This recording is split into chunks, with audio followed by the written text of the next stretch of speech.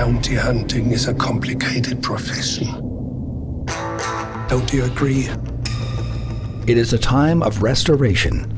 The Empire has fallen, and the new Republic begins to establish peace throughout the galaxy.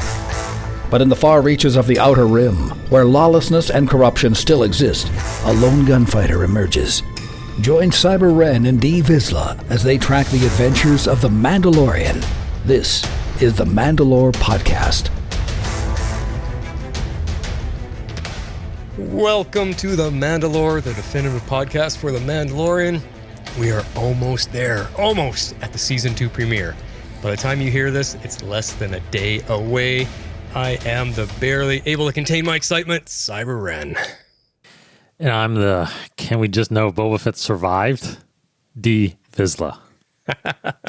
Can we, please? We just might in the first episode. You never know. That's right. Maybe. So we're coming at you with one last episode before it all kicks off, and that's a quick look back at Season 1, followed by looking to the very near future of Season 2. So strap those guns to their holsters and load up because it's time to get back on the Razor Crest. I am excited, Vizsla. Like, seriously, I'm just finished watching Season 1 as a rewatch to get kind of primed for it. I can't contain myself. The anticipation is crazy. Yeah, I'm with you. I started doing rewatch as well. I still have the last two to go. I saved those because I wanted to get through those the night before.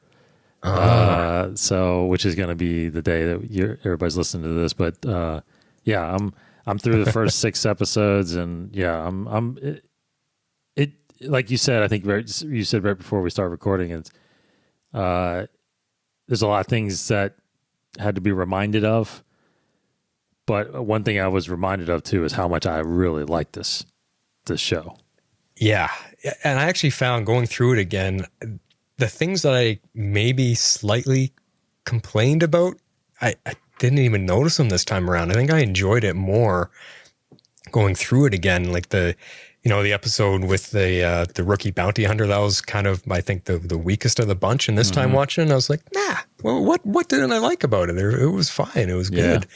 And, and some of the other, I don't know. I couldn't find anything. I think I was just so amped up to be going through it again, just building it up to Season 2 coming. And I'm not a single thing. If I had to rate the whole season, I'd be like 9.95 out of 10. I don't know.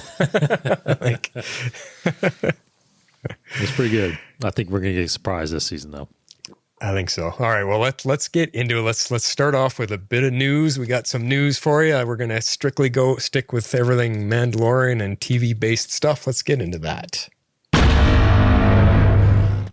And also, let's welcome everybody back. Hopefully all of our regular listeners are back. I've been watching the numbers, and there's been a lot of, we're getting pretty, I don't know what the word is, popular or well-known in the off season, but there's a lot of people kind of catching up to us or finding us new during the off season. Maybe people that didn't adopt Disney Plus right away and stuff, but man, there was a lot of downloads over the off season for us. That's good. That's good news. Yeah. I think it helps that with all the promotion going on with Mandalorian right now, I'm sure there's others searching for a podcast, that they didn't find last year, and hopefully we're on your list.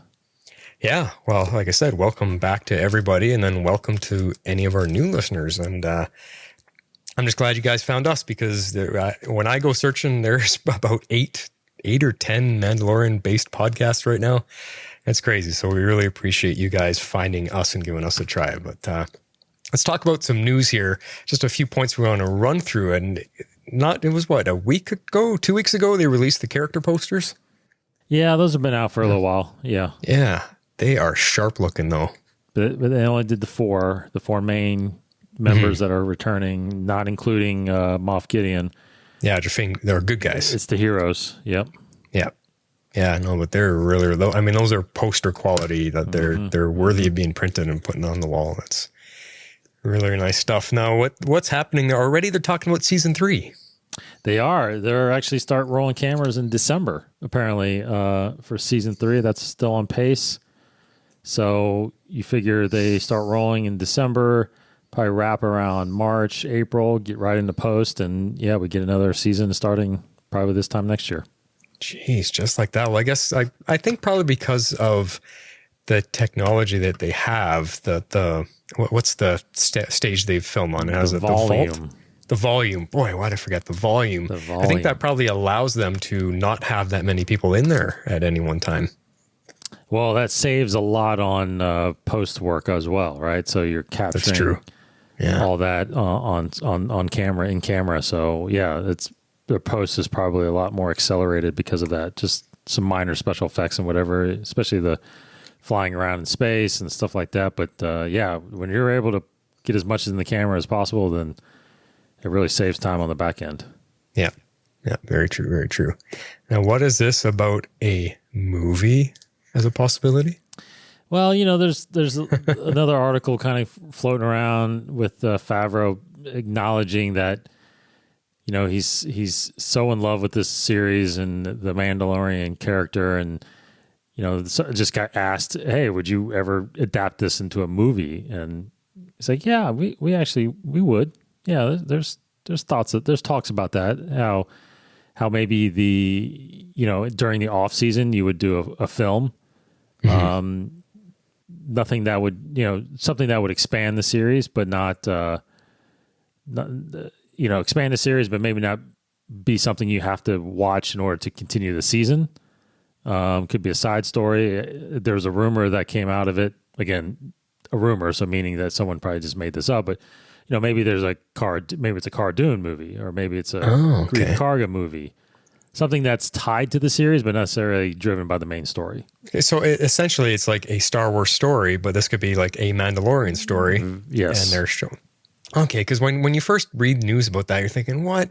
How many TV shows have they, because it's so successful on TV, they're like, oh, we can make more money, bring it to the big screen, and then we lose our TV show because now it's only every 5 years we get a movie. And that's what I was worried about, because I really don't want that happening. I thought it'd be better if we have our 8-episode season, and then they want to do a movie, just a 2-hour movie, just as bonus content. Still keep it on Disney Plus, but here's a 2-hour movie. Yep. Just to tide everybody over. It allows us to really focus on just one story, 1 2-hour time block that we can tell a story in. That to me would be fantastic. And they could do that also because, with the movie Mulan that came out, right? They introduced on Disney Plus the Premier Access. So if you wanted to watch that, you had to pay an extra $30. Yeah, I saw that. So that could be something that they do, like you're saying. They could make a Mandalorian movie, but make it a Premier Access. So you got to pay a little bit more, which they would, start earning more funds. So that. Yeah. I think we're a few seasons away from that. I think they have the first 3, at least maybe 4 seasons laid out. Right. But I do see that you could do like the season finale, or not the season finale, the series finale could be like a 2.5 hour movie. That's I would go for. Yeah, I would go for, just like a massive finale. Just go big. Yes. Yeah. No breaks. Just give me maybe make some popcorn and watch 2 hours of Mandalorian. Yeah, exactly. Because we all know we didn't get enough last season with their 30-minute episodes. And that's right. Like, come on. That's right.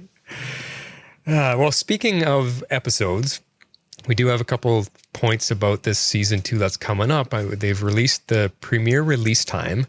It's apparently coming out Friday at 12 a.m. Pacific Standard Time, which makes that 3 a.m. Eastern Time. Now, they kind of announced the exact same time slot or release date last season, but they released it early across the board because you and me managed to stay up that Thursday night and watch it, and we're texting each other like super late into Thursday night. So I wonder if the same thing's going to happen. Yeah, I hope. I'll try to probably stay up.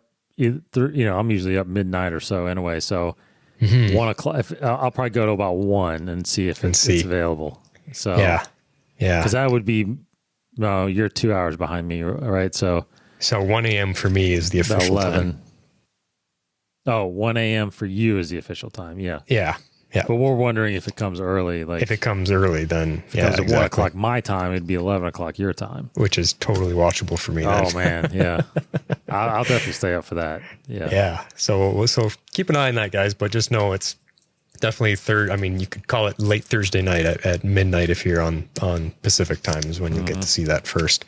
And then the other thing that came with that is the premiere episode. This is a shocker, and it's really exciting for me. It actually has a 52-minute runtime. Yes. And that's commercial free because there's no commercials on Disney Plus. So 52 straight minutes. This is like Walking Dead territory when they do their long episodes. This is awesome. Yeah. And I think they got a lot they're packing in this first episode. So that totally makes sense. Yeah. I'm excited because that means they could show us a lot. There could be a big reveal in this first episode. Who knows? Mm-hmm. Oh, there definitely will be. Okay. Because I guess, I apologize. I probably should have put this in the news, but one of the things that came out also a couple of days ago was in relation to the runtime is that they as in Lucasfilm did not send out screeners to the critics. Oh, and that's something they usually do because they did last year. Yeah. So the critics knew about the child, but somehow they kept it. They did keep it silent. As people for the premiere. How they did that, I have no idea. But so this time they didn't want the critics to know anything. They didn't want them to know. So no one, probably, but people at Lucasfilm has seen the premiere. Wow. So there's something there. Something there. So that tells you, that's where you're thinking something is definitely being kept under wraps in the premiere. And I do have a theory in which we'll get into later. Cool. All right. Yeah, we'll come back to that later on. And then also it's also 8 episodes in case everyone's wondering or didn't know that. It'll be 8 episodes again. So in regards to those 8 episodes, I'm hoping if the premiere's 52 minutes, I don't expect them all to be that long, but I hope we at least get 42 regular 1 hour time slot, 42-minute episodes. Yeah. I think they're going to be in that 40 to 50 range. Yep. Good. Yeah. I mean, they should be. I don't see why they can't. Yeah. So then leading from that, our recording schedule so that everybody knows when to get feedback and stuff in. That with the show airing every Friday, we'll give you guys 2 days. We're going to record on Sunday and release Monday. So exactly the same as the first season. So when you guys can all watch it Friday or Saturday, you've got till Sunday night, roughly 8 o'clock Eastern time to get us in feedback. I should be able to still pick it up. So yeah, Sunday evening, guys, get your feedback in to us to be part of the show in time. And we will definitely respond to everything we get as we always have. Now, speaking of our listeners, I want to give a special shout out to someone. And this guy's name is Rob Walsh. He's the VP of Podcast Relations at Libsyn, who is our host. They're the guys that we upload all our audio files to, and they're the ones that spread it out to iTunes and all your podcast apps and everything else. Libsyn's the one that controls all that for us. And his family listens to our show, to this, The Mandalore, and he's mentioned us quite a few times on their podcast. Libsyn has their own podcast called The Feed, which helps podcasters with the ins and outs of making a good show. So why I wanted to give a special shout out to him, because when he mentions it, they've got tons of listeners that listen to The Feed to learn about podcasting. And if a bunch of them are Star Wars fans, they're going to hear Rob say, "Hey, I listen to The Mandalore," and they're like, "Well, if he likes it, then it must be good. We're going to listen too." So I just want to say thanks, Rob, for continually mentioning it on your show, and we're glad to have you aboard. Send us in feedback. Yes, thank you. That's fantastic. That's great to hear. Yeah, and hi to your family too. Now, Kenobi. We're going to stick with TV because we've mentioned on here that we are going to cover the Kenobi TV show when it comes out. Is this a rumor that's true? I heard it is now being pushed back till 2022. That is true as far as the release date, yes. They are starting to shoot the Kenobi series, limited series. It's only a 1-season limited series. They are shooting that starting in March of next year, which means that the release date will be in probably early. I would say it's probably early February, March of 2022. Okay. Is when it'll drop on Disney Plus. So we'll probably get season 3 of The Mandalorian before Kenobi comes out. We will, yes. Huh. Yeah, the original plan was they were going to shoot this summer, and then have it released next summer. But COVID pushed all that away, pushed all that stuff back. So, and then they went back and rewrote it a little bit, and I think they finally settled on that it'll just be a limited series. Do we know like 4 episodes, 4 2-hour episodes? The rumor right now is 6 episodes. 6 episodes. Okay. Yeah. 6 episodes. That's it. One story with Kenobi, and that's it. So you got to hope that it's going to be so successful, and Ewan McGregor is just going to be like, I can't walk away. I just want to be Obi-Wan. And they're going to, after 6 episodes, they're going to want to do more. I totally, unless it just is some off the wall crazy story, I think it's going to be a very, very successful I think so. series. I think people are going to really love. I mean, people have been dying for this thing for years. Mm-hmm. Ever since there was talks about an Obi-Wan movie or him showing up in some other movie or something like that, Ewan McGregor always saying, "Yeah, I think about coming back." I mean, everybody. A lot of people may not like the prequels, but one thing they do love is Ewan McGregor as Obi-Wan Kenobi. Yep. He was perfectly cast. So, yeah, I agree. Well, either way, I will slowly wait and bide my time for that show, but it's going to be exciting when it does come out. Yeah, I can't wait. And then leading from that series, the other one that we know is coming, the Cassian Andor series. You got in here, it's beginning shooting soon. Yeah, that one actually, we will get this show probably before Obi-Wan. Okay. Cassian Andor actually starts shooting in November. Right. In England. So again, that is, I don't think they've officially confirmed that, but I think that one is also going to be a limited series.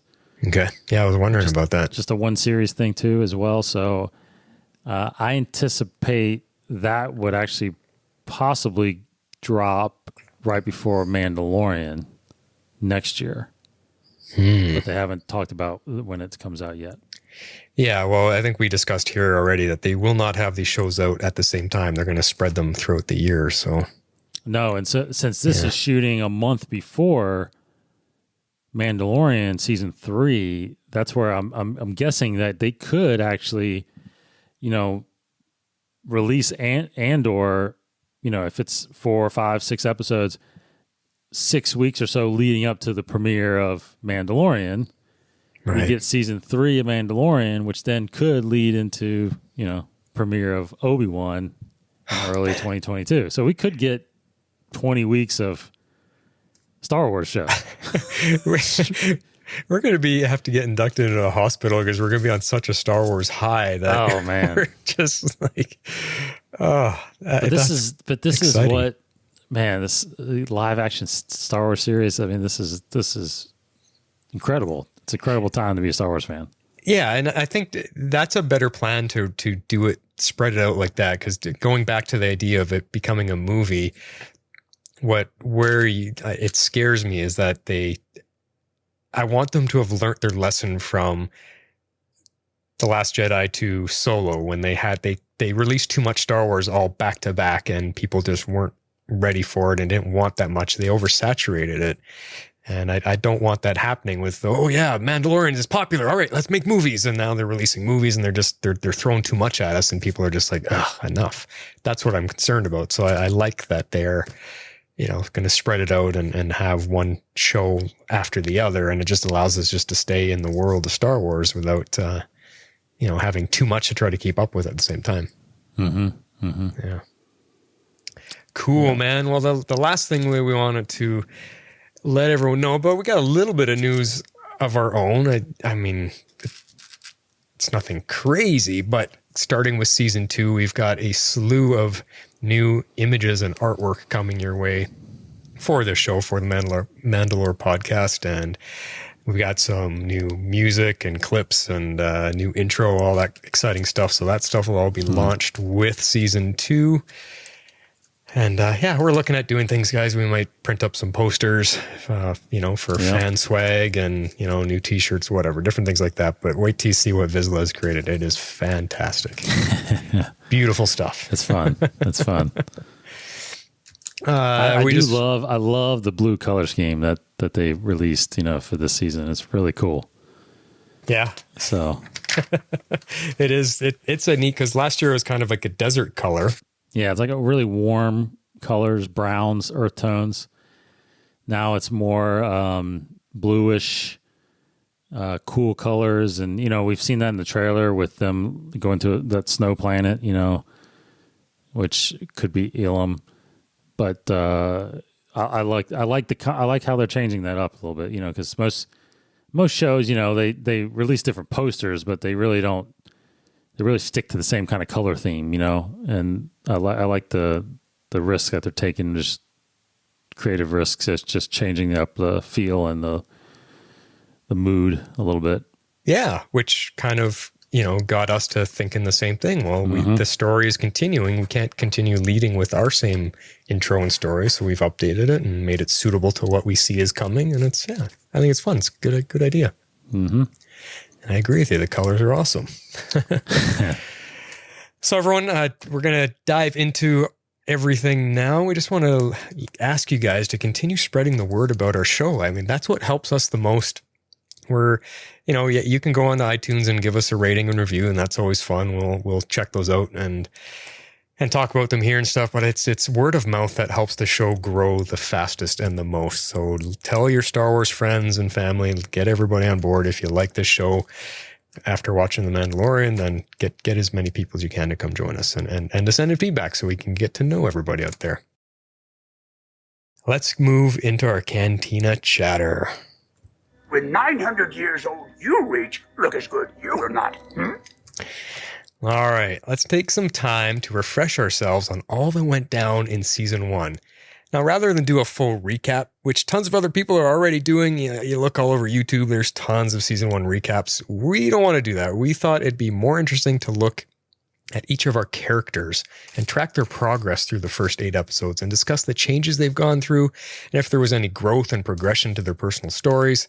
We'll also revisit some questions we maybe had during our first coverage of Season 1 and see if there's anything we maybe got some new answers from upon rewatching, things like that. So we're gonna kick it off with talking about Mando, who is now known as Din Djarin, and that spelling is strange. Yeah, you want to say Din Djarin, but Din Djarin. Yeah. So I'll read a couple things here, Vizsla, and you can jump in whenever and tell me your thoughts or add to it if you want. But roughly, when we meet Din, he's on a bounty hunt, and he really just shows us that he's only after the payout. And it doesn't matter how he gets it. We just see him that's all he wants. And we see, it leads to him showing us how greedy he is by wanting all the next jobs that are available to himself when he turns in, turns in the bounties, and we see him offloading all the carbonite frozen catches that he's got, and he just walks into the bar there and sees Greef and says, "Give me everything." He just wants all of them, and Greef's like, whoa, you're not the only bounty hunter. Mm-hmm. That's kind of the Mando that we see in the beginning, and it true to form, that's a bounty hunter, and that they're only after the payout. That's all they do this job for. So, and what I found funny upon the second watch is even after the child is under his wing and in his care, we still see him only wanting the money, because we see that in episode 4 when he's on Sorgan there, that farmer's planet with all the blue shrimps, and we meet the farmers and we meet Cara Dune and everything, that the farmers come to him to ask for help when he's just trying to go into hiding. And he just says, "Well, give me, how much money do you have?" And they say, "This is everything we got." And he says, "Well, that's not enough. Good luck." Like he's, even though he's already got Baby Yoda, he's still like, "Nope, it's all about the money. You can't pay me, I'm not helping you," kind of thing.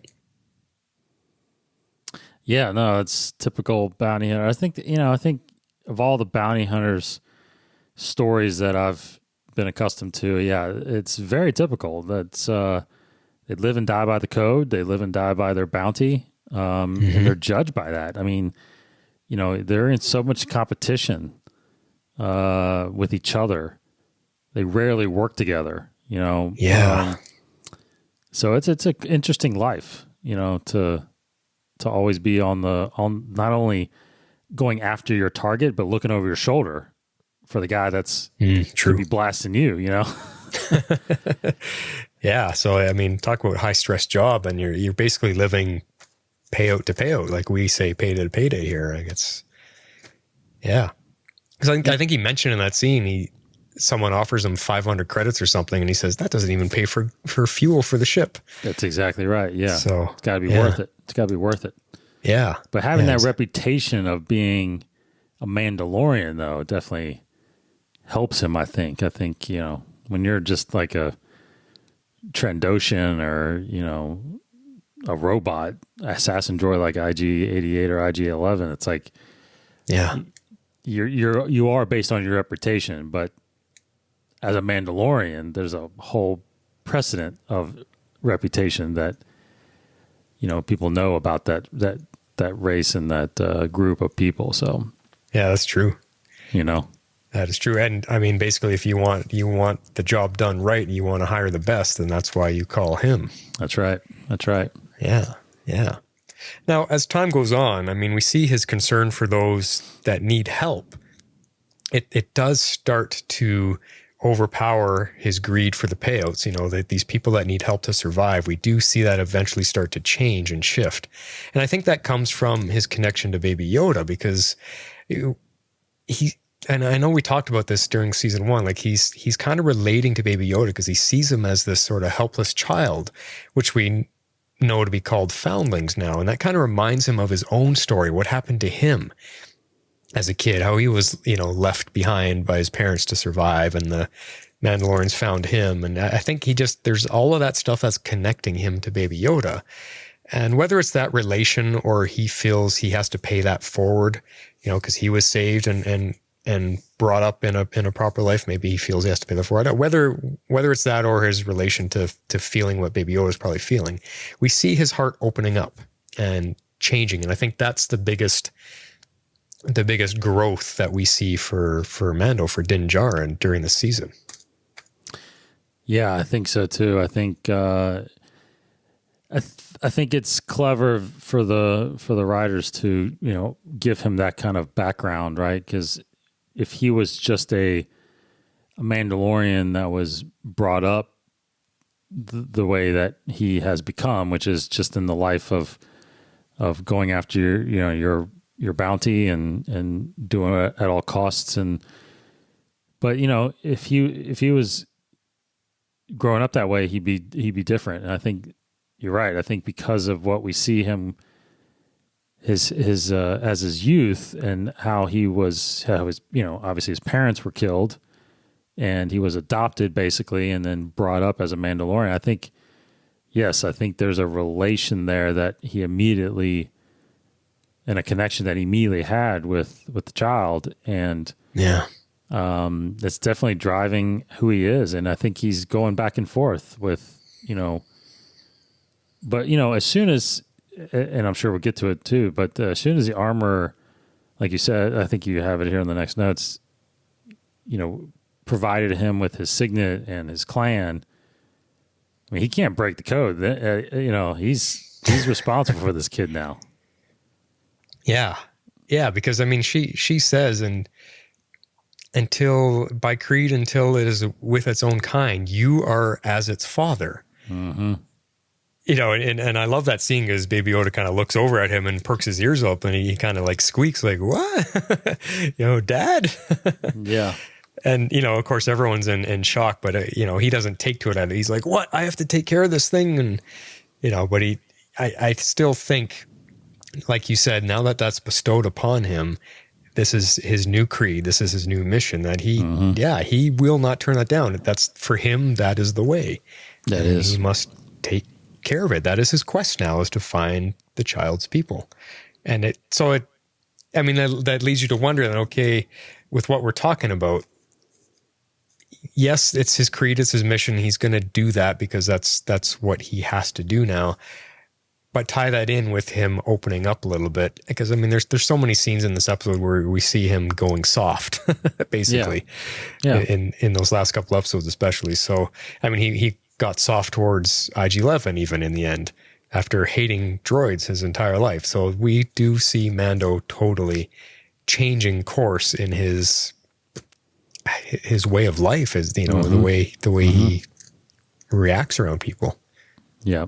And obviously that makes him more appealing, I think, to an audience, right? I mean, Yeah. you definitely have to have a person that has some kind of emotion and heart and questions, you know, what's right and wrong. Because if he would just acted a certain way, you know, to bring up another Mandalorian, you know, if he was what we know of Boba Fett, you know, somebody that just, you know, did the evil thing all the time, in a sense, you know, it doesn't matter who you are, I'm going to kill you to get my bounty, or I'm going to, Yeah. you know, we've seen a little bit of his upbringing and how he's grown into how he is, and it is much different than what Din has gone through. So I think Din has grown up with compassion and sensitivity and thoughtfulness, and even though he is a warrior, he definitely has those things underneath the armor.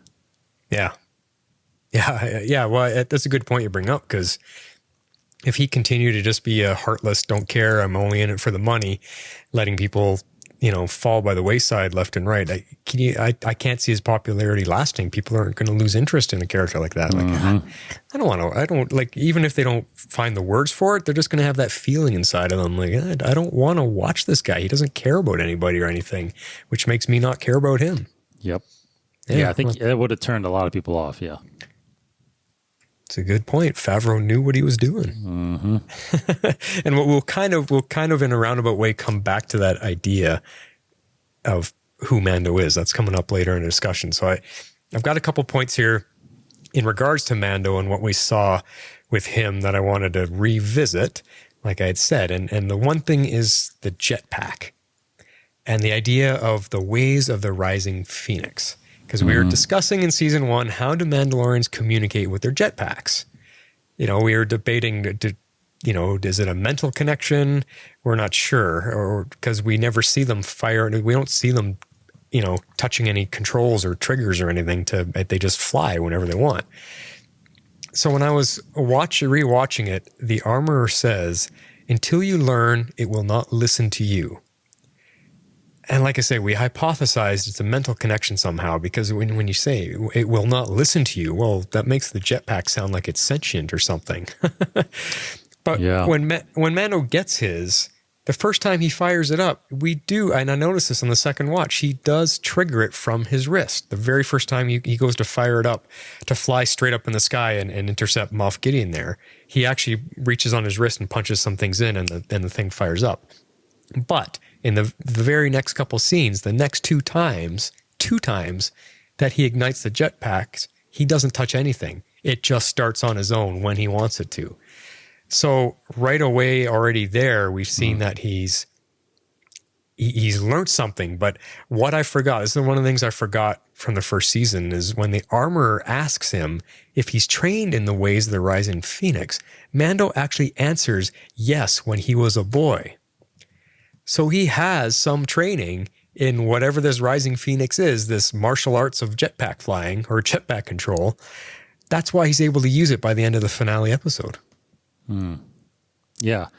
Well, you know, it is characterized as, the act of using a jetpack is the rising phoenix. So, the connection, though, I'm not so sure that's ever been really laid out and solidified as canon on how it actually works like that, because I do question how that would work. You know, is there some kind of force connection? But then that would mean that they're force sensitive, but maybe it's tied directly into their consciousness somehow. Like, I don't know, you know, like maybe there's like I don't know. There's something in their helmet that's connected wirelessly to, that's a big question that I don't know the answer to. Yeah. Well, I mean, Star Wars has all kinds of crazy technology that is unheard of here in our real life. So something like that, I would totally see existing. I mean, they have the Bantha spray that's like the heal all be all end all for all injuries, right? So, they have things like that. Why wouldn't they have some type of device in the helmet that can read their thoughts and transfer it to the jetpack? Yeah, because I'd have to rewatch some of the episodes to make sure, but as I think back to Star Wars Rebels with Sabine, I don't remember her ever hitting a button or anything when she took off on her jetpack either. No? Okay. So there's something there. Yeah. Yeah. Yeah. I mean, it's a great mystery. I'm really curious about it, whether it's almost like the Mandalorian's counter to where's Yoda's species from. We're like, well, how do they fly the jetpacks? Nobody knows. That's a mystery. Yes. Very much. That's crazy. Yeah. Well, maybe we'll see. I mean, we do see in the trailers that he is flying it a lot more. So that'll be cool to see if anything gets, revealed about that, but we'll see. All right. I want to bring up Moff Gideon in relation to Mando here. You can tell me what you think about this. When keeping them trapped in the bar, when Moff has them surrounded outside with all the stormtroopers and death troopers, Moff states everybody's full name and ranks. Like he mentions Cara Cynthia Dune and ex-shock trooper from Alderaan, and he says, Grief Karga, disgraced magistrate, and Din Djarin, and he had all this information. Well, how does he know all of that? And I forgot about this as well. Mando, when Moff stated all that, and they're like, what the? Mando actually explains that when he was a kid, his planet was attacked by Moff Gideon, who then Moff himself then adds to that story that it was during the Purge, which we've talked about what the Purge is. And it was at that time that he gathered all the info from the registries on, whatever planet that was that he was attacking. He stole, so he knew everything about Din Djarin since being a boy, which to me is fascinating. Where I'm losing the connection is how does he know that this guy in the Mando suit is the same Din Djarin as a boy from the planet that he attacked? Mm-hmm. Yeah, I thought about that too, especially when I was reading the notes here. I the only thing I can think of is, Moff Gideon, the Empire did keep a lot of records, and they did try to, do what I think the Republic still did was, have IDs and have credentials for everybody. And, they were especially, I'm pretty sure, especially with Rebellion, with Rebels, they were trying to find every one of them and try to oust them and try to find their families and try to find any way that they can exploit and or, find ways to connect to the rebellion and get the people to turn against them and rejoin the Empire. So if Cara Dune had family or whatnot, and I'm sure it's somewhere that she was from Alderaan, and it wouldn't probably take much for him to find that information. Grief, I'm sure he's got a history being head of a guild. Yeah. Now, Din Djarin is definitely a mind teaser because, the identity of him never ever taking his mask off, and I don't know how he would know specifically that it was him. It's a little bit of a mystery. So there's probably a lot of Moff's background that we'll probably get in season 2. Because we never were really properly introduced to him, right? We never, he just was there, he just shows up there while they're kind of laid low and trapped. And I think there's a lot more of a story there, especially the way it ended and the amazing shot at the end just blew me away. Yeah. There's a lot that we have to know about him, and to the fact where, maybe it might be too early to mention this, but it's possible that he's got some kind of force sensitivity. I saw those rumors flying lately. Yeah. And therefore he could actually sense a lot of things at that point too. Yeah. Yeah, can you imagine, man? I mean, just him having all this information on everybody makes him a pretty, scary villain to know that he knows all this about you and you don't know anything about him. Who is this guy? Yeah. And he's got all this information, and that already makes him pretty, a pretty stand apart type of villain. But then if you throw in him being force sensitive, whew. Yeah. Because none of our characters know what the heck that is yet. They're just learning it from Baby Yoda. That's right.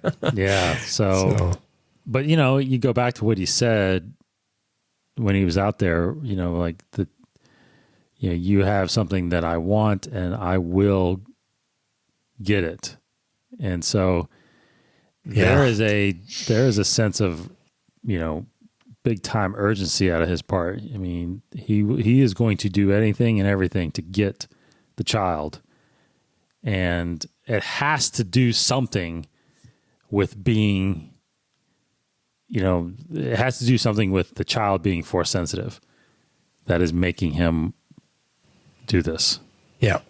Yeah, I totally agree. So. Totally agree.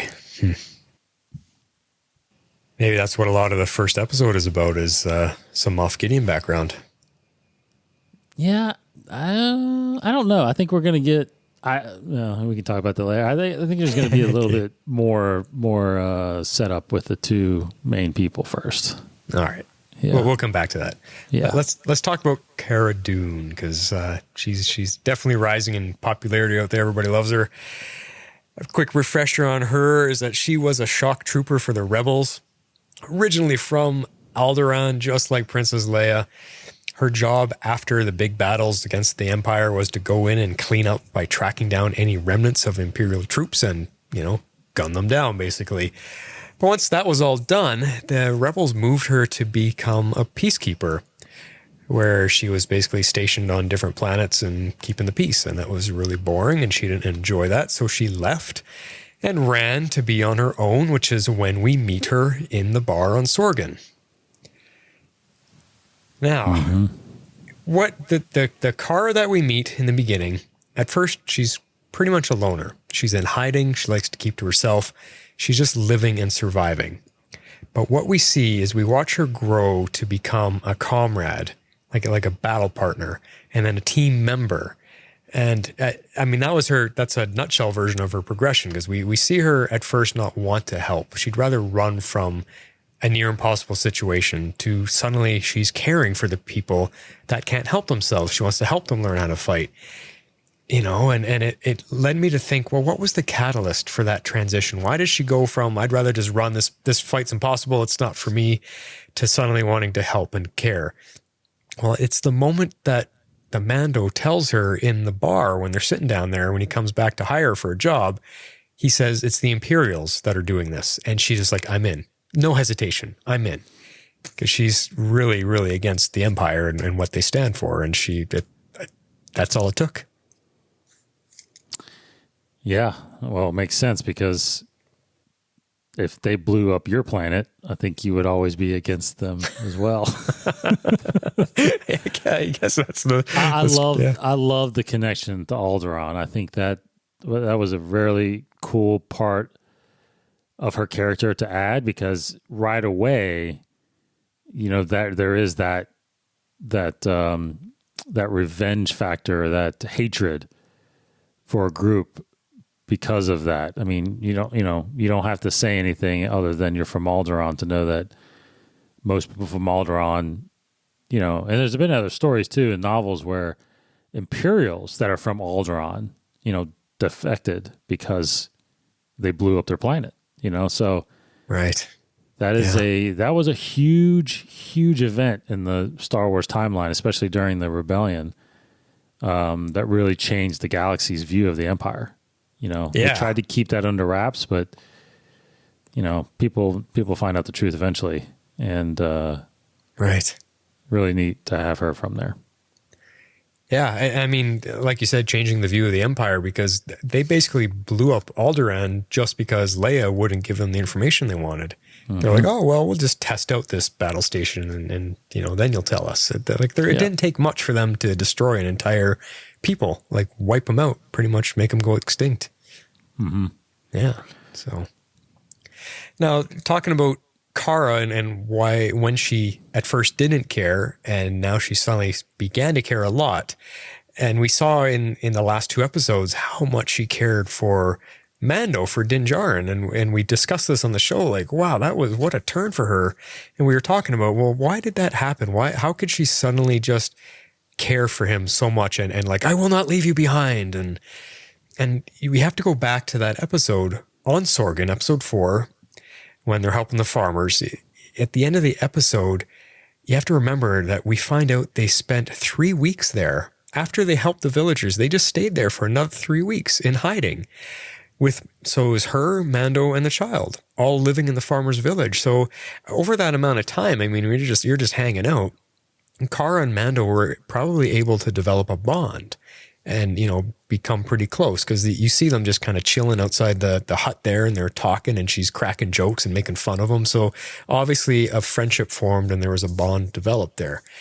And like I said, as we saw in the finale, she wouldn't leave him behind. She's become very loyal, and I'm sure that comes from her being a rebel soldier. She's very loyal and she's very reliable. Mm-hmm. Yeah, that's it was a great introduction to her character in that episode. I think that was a good situation to put him in. People in need, and you have both of them willing to help, and and naturally they would develop a relationship as far as working relationship, a camaraderie, and that's what we got out of that episode, and that's what I think she's there for as far as supporting his endeavors, Yeah. Mm-hmm. Yeah. And then, I mean, that leads to the finale. So talking about the progress of our characters. So she goes from the loner to helping Mando and caring for him and being his partner, to then deciding to stay behind with Grief on Navarro to help him clean up the town. I mean, she actually says something along the lines of, I think I'll stay and help clean up this place. And he's like, yeah, Navarro's a nice planet. So that's her full transition through season 1. And that's where we left off with Kara. She is staying behind to help Grief. So she felt the way I look at that is she felt like there is a place for her there. Instead of being a loner, she now has a duty, a sense of duty, a sense of she's needed for something and she can do some good, which I think is at the heart of who Kara is she can do some good and helping Grief get that planet back in shape and now that the Imperials are gone. Yep, that's right. Yeah. Cool. Now, one point that I wanted to bring up with her as things I've been finding about these characters on my second viewing, I wanted to talk about the bounty hunter with the fob that showed up on Sorgan there at the very end of the episode while they were staying on Sorgan, staying in the village. That bounty hunter comes looking for Baby Yoda, and we see him with a sniper rifle in the woods, honing in on Baby Yoda and is about to take the shot from the distance, but Kara stops him. She shoots him instead. And we see that he was carrying a fob. And you and me debated all season long, how do those fobs work? We never got that answer. We don't know if we ever will. We understand what they do. They track their targets that they're trying to get the bounties for, which kind of takes the fun out of being a bounty hunter. The bounty hunters don't have to do anything anymore. Just follow the tracker. Really simple. So we kind of, we talked about that and made fun of that too. Now, Mando picks up this fob that this bounty hunter drops and he examines it. And Kara asks him, who was he tracking? You? And Mando responds after looking at the tracker. He looks at it and examines it and he says, no, the kid. So it doesn't give us a lot, but what this does tell us is that the fobs are still locked onto Baby Yoda. Because we were wondering, are they tracking Mando now or Baby Yoda? Well, this scene tells us that they're locked onto Baby Yoda still, because we see later on that how many bounty hunters have fobs for him. So it just got me thinking of these fobs again, because you can, whatever readout it gives you when you look at it, you can tell what it's tracking. So at least we have that much. We know that you can read them. It's not just a blinking light. Still not enough detail to tell us how they work. But yeah, didn't didn't the client give him a number? If I remember that correctly, I think there's there's almost like an ID number that is associated with, because I think it includes their age. That's how he knew it was 50, that the child was 50. Yeah. You're right. I had some info on it. Yeah. So there is some kind of number. So maybe that's on the fob somehow, or maybe it portrays in his visor, what number it is. I don't know, but Yeah. There's some information there, I think, that could distinguish whether or not the fob was for him or for the child. Yeah. Well, and speaking of numbers, there's that scene in the bar when Mando asks Grief who has fobs, and Grief says, all of them, everybody. So that's a lot of people with a fob tracker looking for Baby Yoda. So it makes you wonder how many of those guys are going to, well, mind you, the bar got shot up in the end. Maybe there's not many of them left. So I don't know, but there might be some bounty hunters out there looking for him still. More likely, yes. I'm sure he's going to come across some. Although Grief said he's going to clear Mando's name and clear everything so nobody goes after him anymore, so maybe that'll stop. That's true, but you never know. Somebody else could hire somebody to go, Yeah, that's true. Gideon definitely is probably going to hire some people. That's true. Yeah. Yeah. So, well, while we're on Grief Karga, just a little bit about him and his progress here. I mean, when we first meet him, he starts off, he's the guild leader.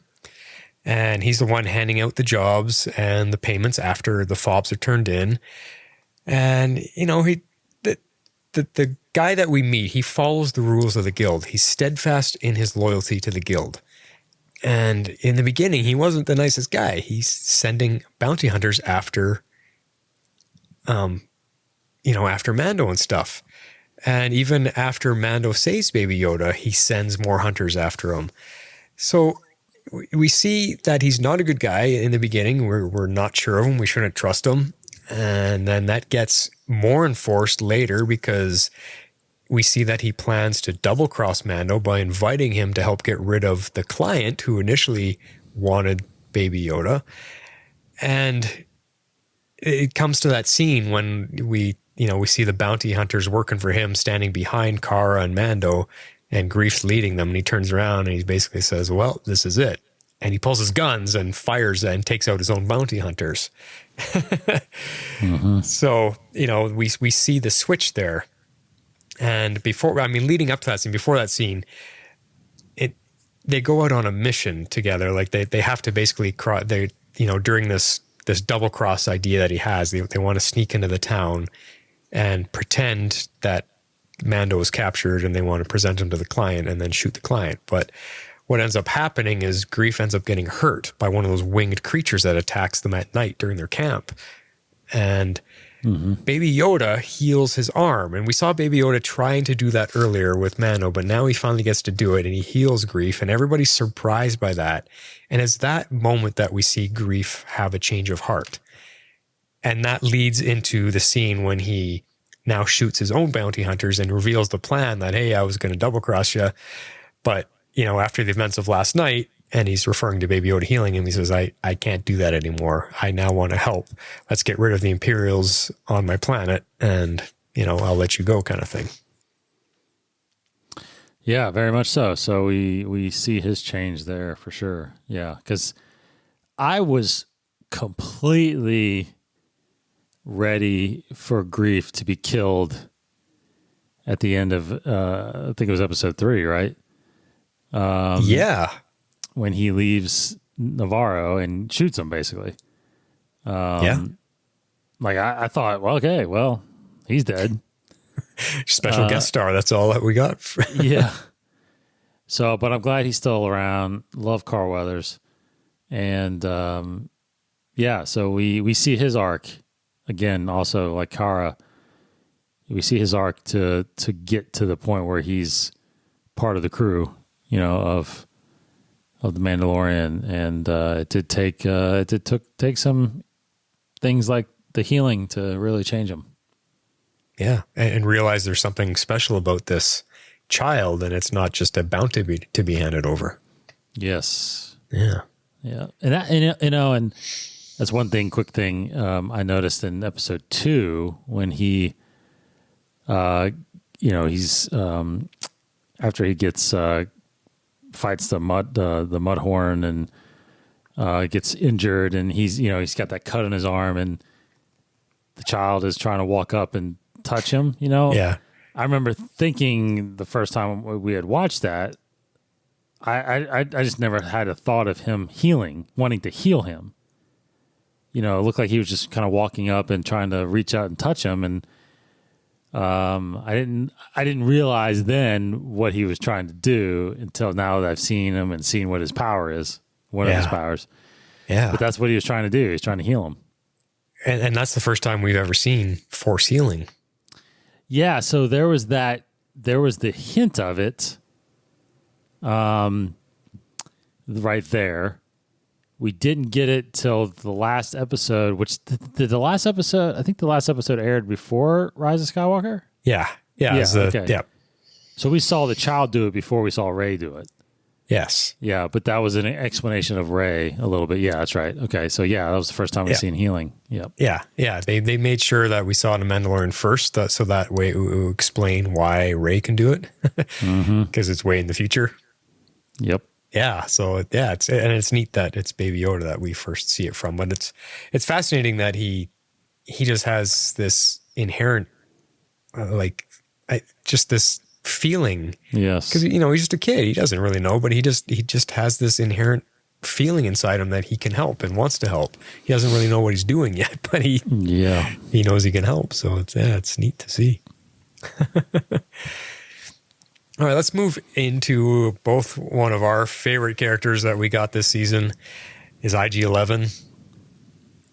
We meet him as a hunter droid, programmed to kill. Now, IG-11 has an interesting arc because he's a droid, and you don't often see droids really change much. But this is one where we get to see him get reprogrammed because, at the end of the first episode, Mando takes him out.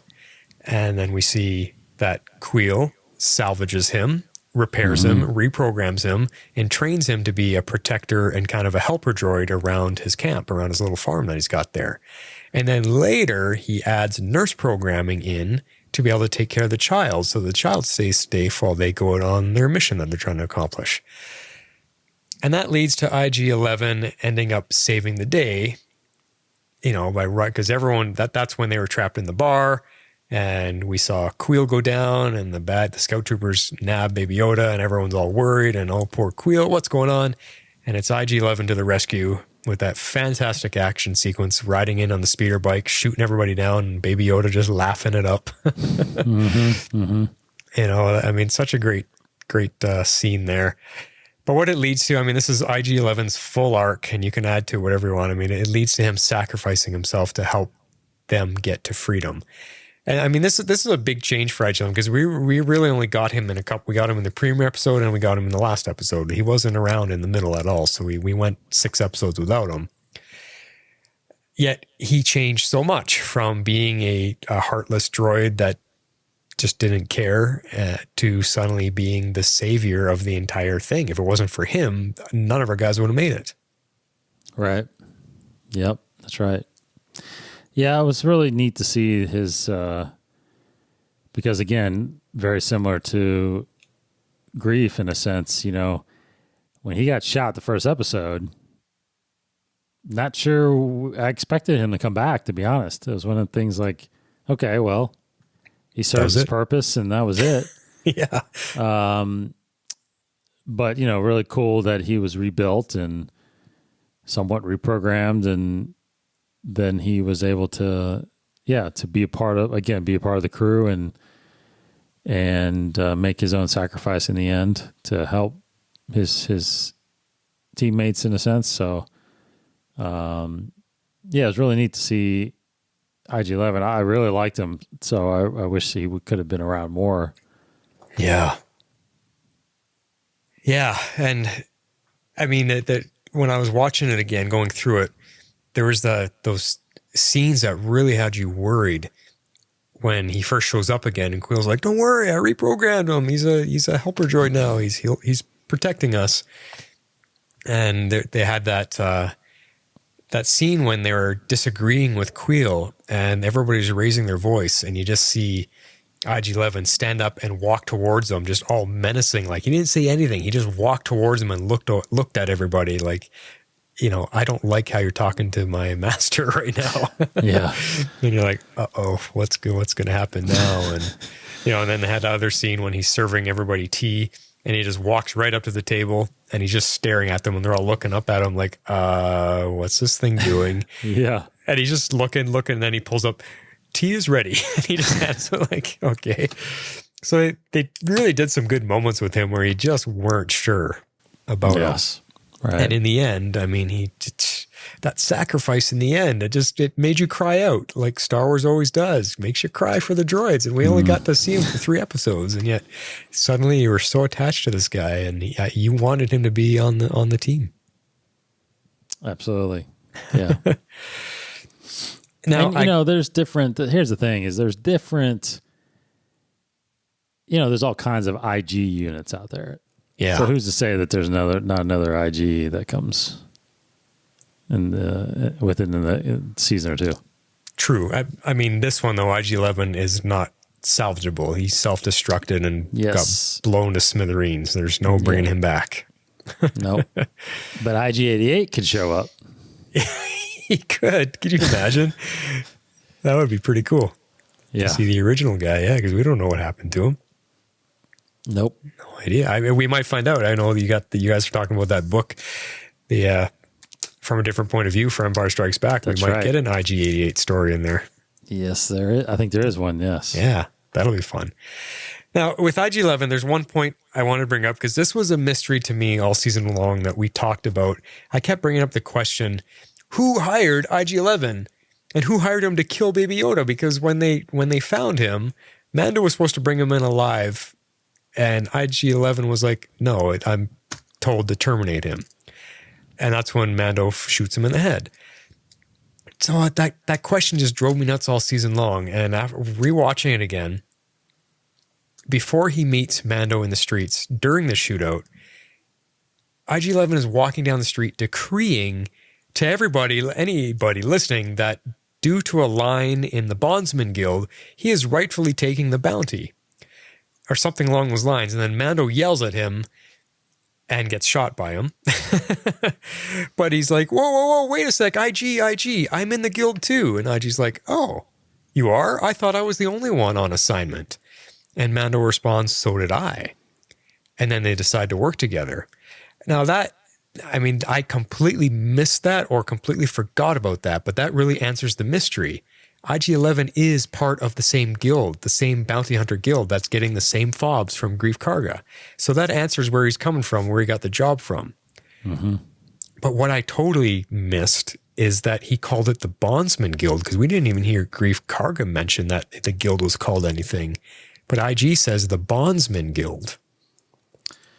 Yeah, actually, so bondsman is just another. It's basically a word for the Bounty Hunters Guild. Okay. So instead of calling it the Bounty Hunters Guild, I guess the Bondsman Guild is just a way of saying this. This is the union group that houses all the bounties and assigns the bounties and whatnot. But right, it is the Bounty Hunters Guild. Yeah. Okay. But cool. Again, I don't know if probably not every bounty hunter is part of the guild. Some may be just out there on their own. Right. Yeah, just doing their own thing. Yeah. Yeah, because we know from the stories in the books, Boba Fett wasn't always part of the guild. He was solo for most of it. And he only joins the guild when he needs help. Other than that, he's solo. Yeah. Yep. So, but this leads to the question, because we didn't know who hired him, but now we know he's part of the same guild. But now the question changes for me. Why did he have a kill order when Mando's was to bring it in alive? That's the question. That is a good question. Yep. Yeah. Who sent him? And I guess the same guild sent him. But ultimately, the guild is hired by other clients as well. Yeah. So who did that? And why they want him dead? And we'll never find out. Well, I think we might. It's possible. There's It's definitely answers that usually come in following seasons that, linger from the first season. So that could be one that's answered, like, because it could be, or maybe, I don't know. Maybe Moff Gideon is the one that wanted him alive. So that's why Mando was hired. And maybe there's somebody else that wants it dead for some other reason. And we don't know who that character is yet. Right. And they just go through the guild to hire the bounty hunters. Okay. That's a good point. Yeah. Huh. Interesting. Makes you wonder, all those other guys that have the fobs, though, which ones are theirs? Are theirs trained to capture or trained to kill? It seems like the ones we've seen are the ones that kill. Yeah. Yeah. Like the sniper. You're right. Crazy. All right. Well, we've been saying his name a lot. Let's talk about the child, which everyone calls Baby Yoda. It's not officially his name, but we refer to him as that. What did we learn about this little guy? At first, he seems quite helpless, just a baby. But at 50 years old, we see that he has compassion.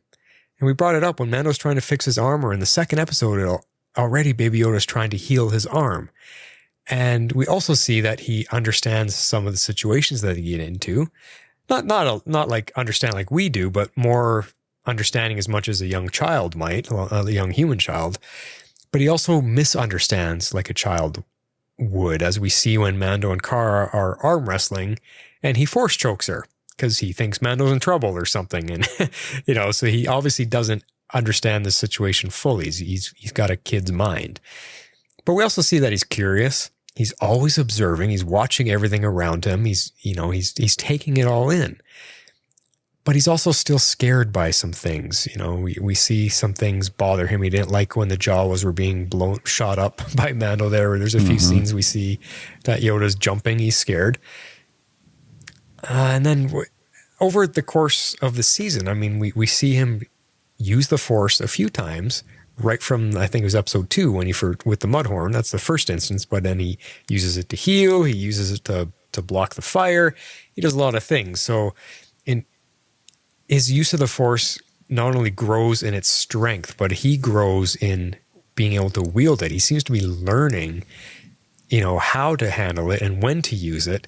But we also see him getting stronger because at first it knocked him out. I mean, when he stopped the Mudhorn, he was knocked out. He was on, in a coma pretty much for, I don't know, it seemed like a day because he needed sleep. He needed to rest and regain his energy back. But by the end of the season, when he stops the flamethrower, which is a massive amount of power, he stops the flamethrower and he blows it back on the guy.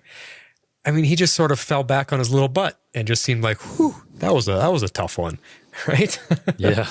So, I mean, what did you want to add to that? That's pretty much what we got for Yoda's little progression story.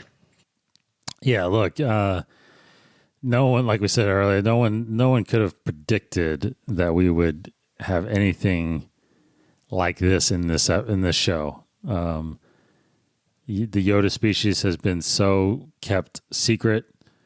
If it even exists, we have no idea where it's from. We have no idea what they're called.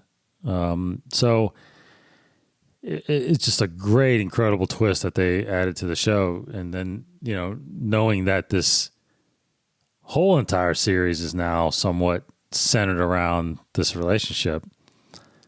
Again, something that just could not have been predicted.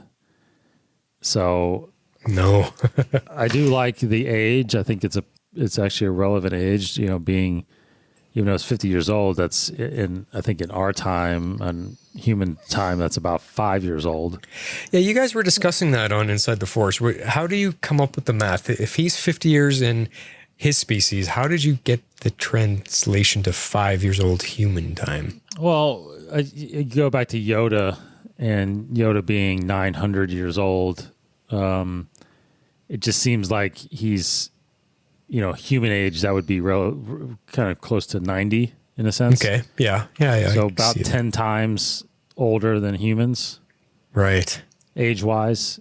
So, thinking back, if he's 50, then he's about 10 times older than what a human would be at that point. Okay.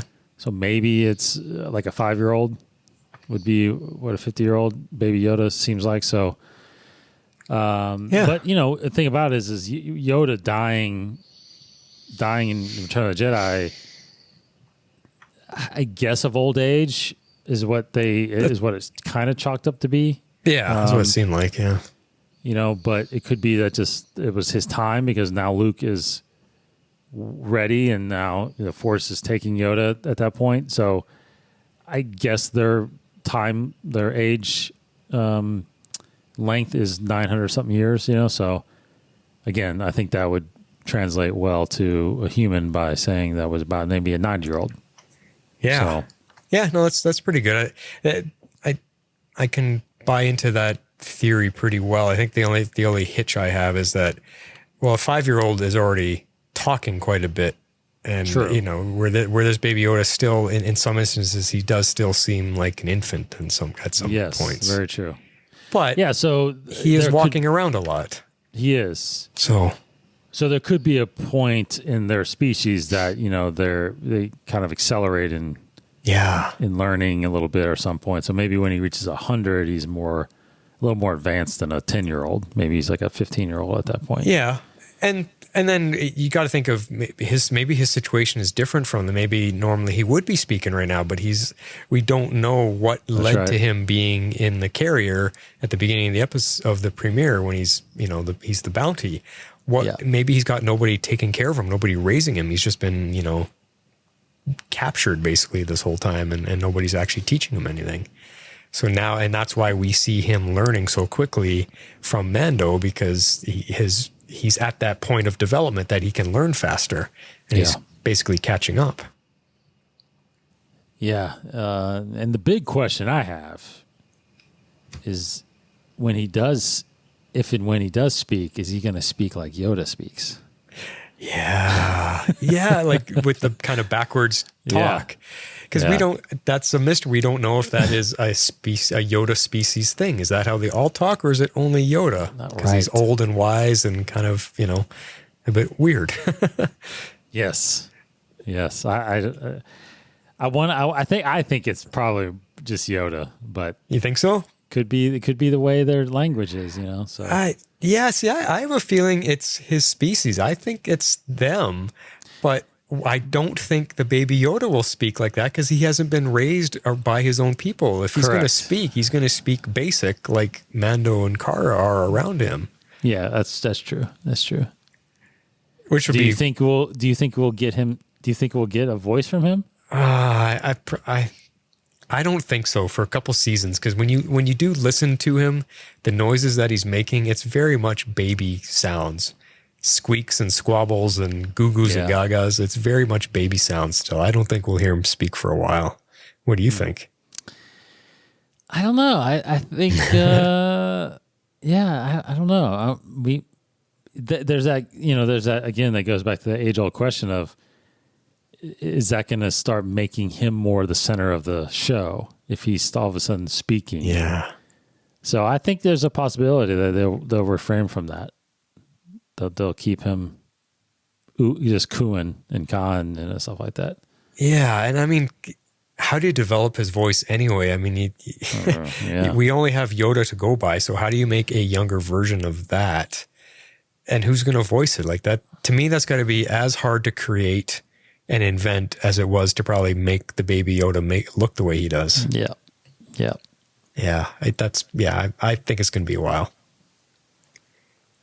8th season. I don't know.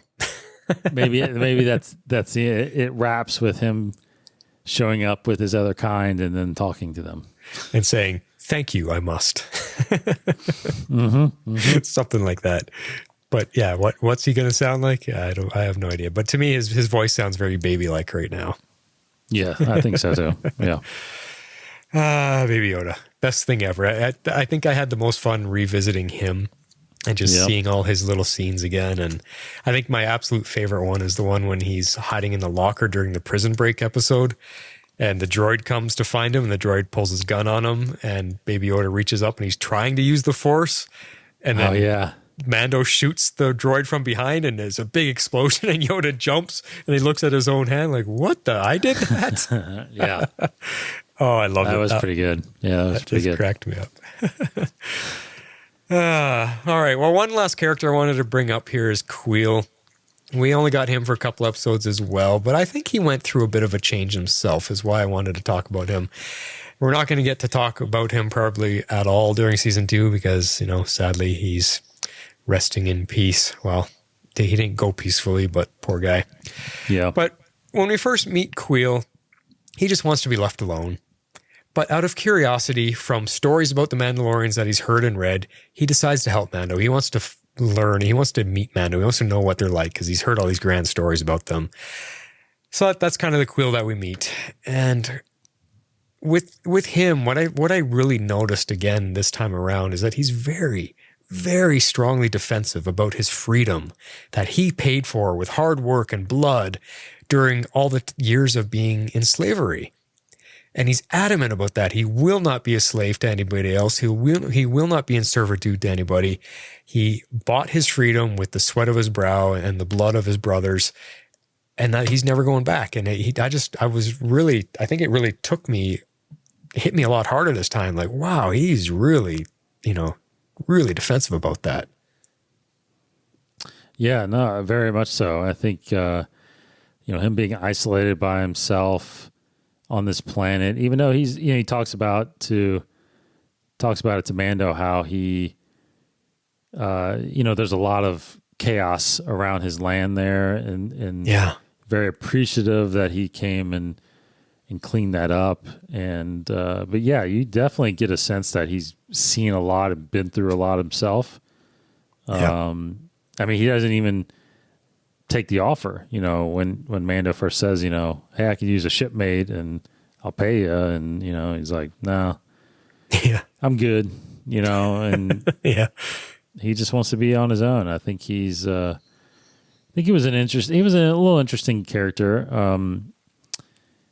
Like you said, we're not going to get any more of him, but, in the end, he served his purpose in a sense, I guess. He tried to save the child, but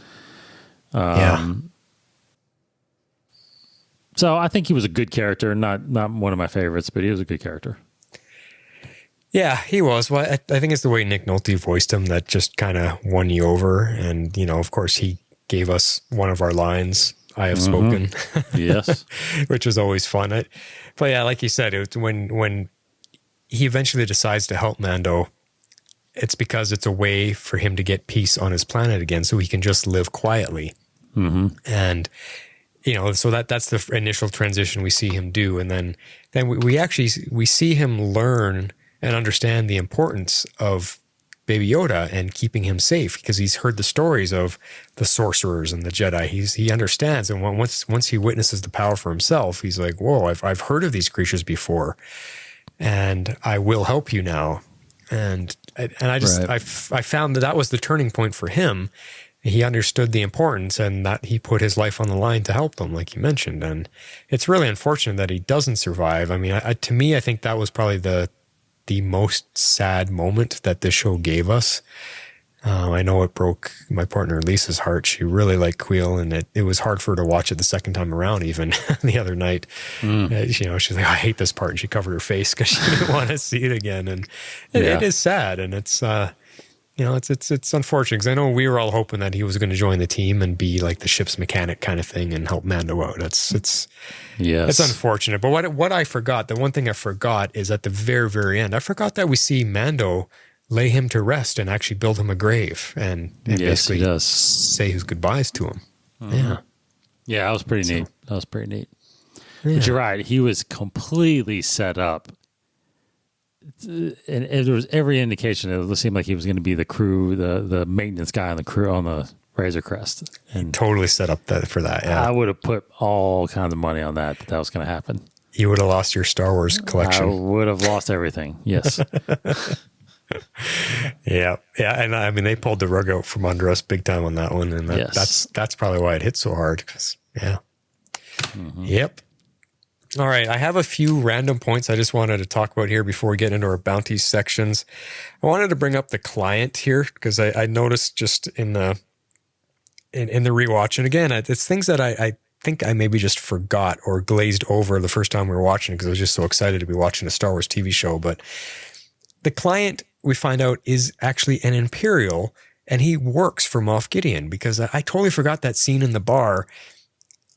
You know, when before Moff Gideon arrives, he actually calls Moff, or no, it's Moff that calls him on one of those little hologram communicators and asks, you know, do you have the child? And he's like, yes, Moff, yes, I have him, and he's here. And I was like, oh man, I forgot all about that, and that he's actually working for Moff Gideon. And so that's the first thing. And then the other thing is that there's a scene with him arguing with Mando about worlds being better off once they're under imperial rule, and that they're safer and better places to live because of the Empire. And I just, all that stuff went over my head the first time. I completely forgot that this guy is really, really a strong supporter for the Imperials. And I don't know what that medallion on his chest that he was wearing, what that signified, if anything. It just looked like a star or a sun or some kind. I don't know if that means anything to you, Vizsla, but did you remember how strongly he was in support of the Empire? Yeah, I think I thought we briefly had talked about that a little bit. How, you know, this is 5 years, you know, after the fall, the end of Battle of Endor, like the destruction of the second Death Star, right? Because it's 4 years from the actual end of the Civil War, which was at the Battle of Jakku.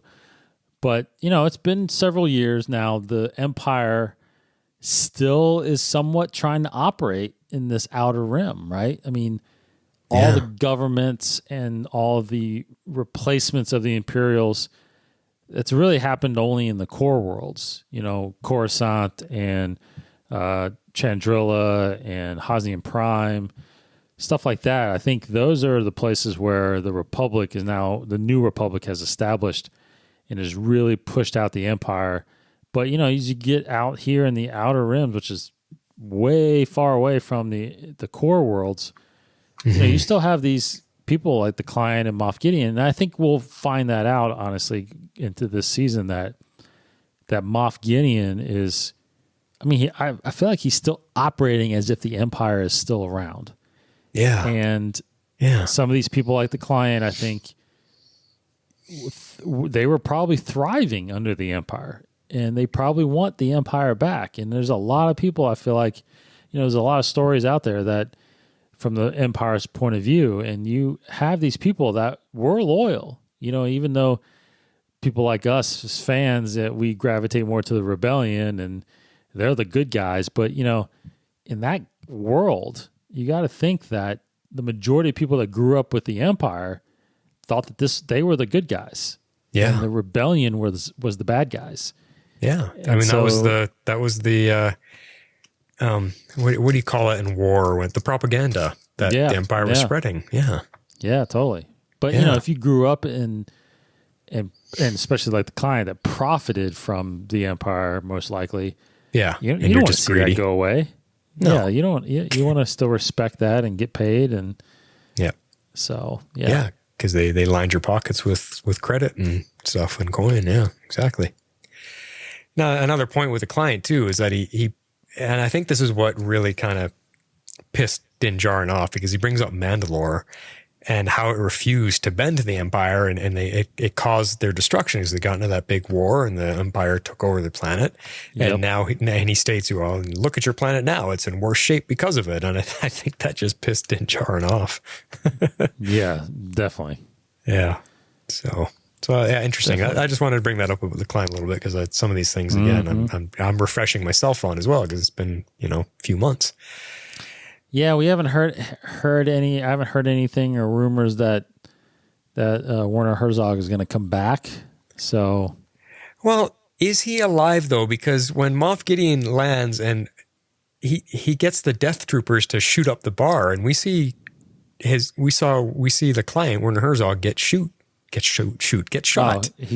so he did get shot. Okay, I haven't watched that again, rewatched that again, so I can't remember if he was in there or not. Pay attention, you'll see it when the Death Troopers all open fire. He gets shot and goes flying over the bar. So I was like, maybe he's gone. Well, maybe he's gone. Yeah, that's true. But you know, I mean, they never show his body again. They never see anything. So I was like, okay, that might be the end of him.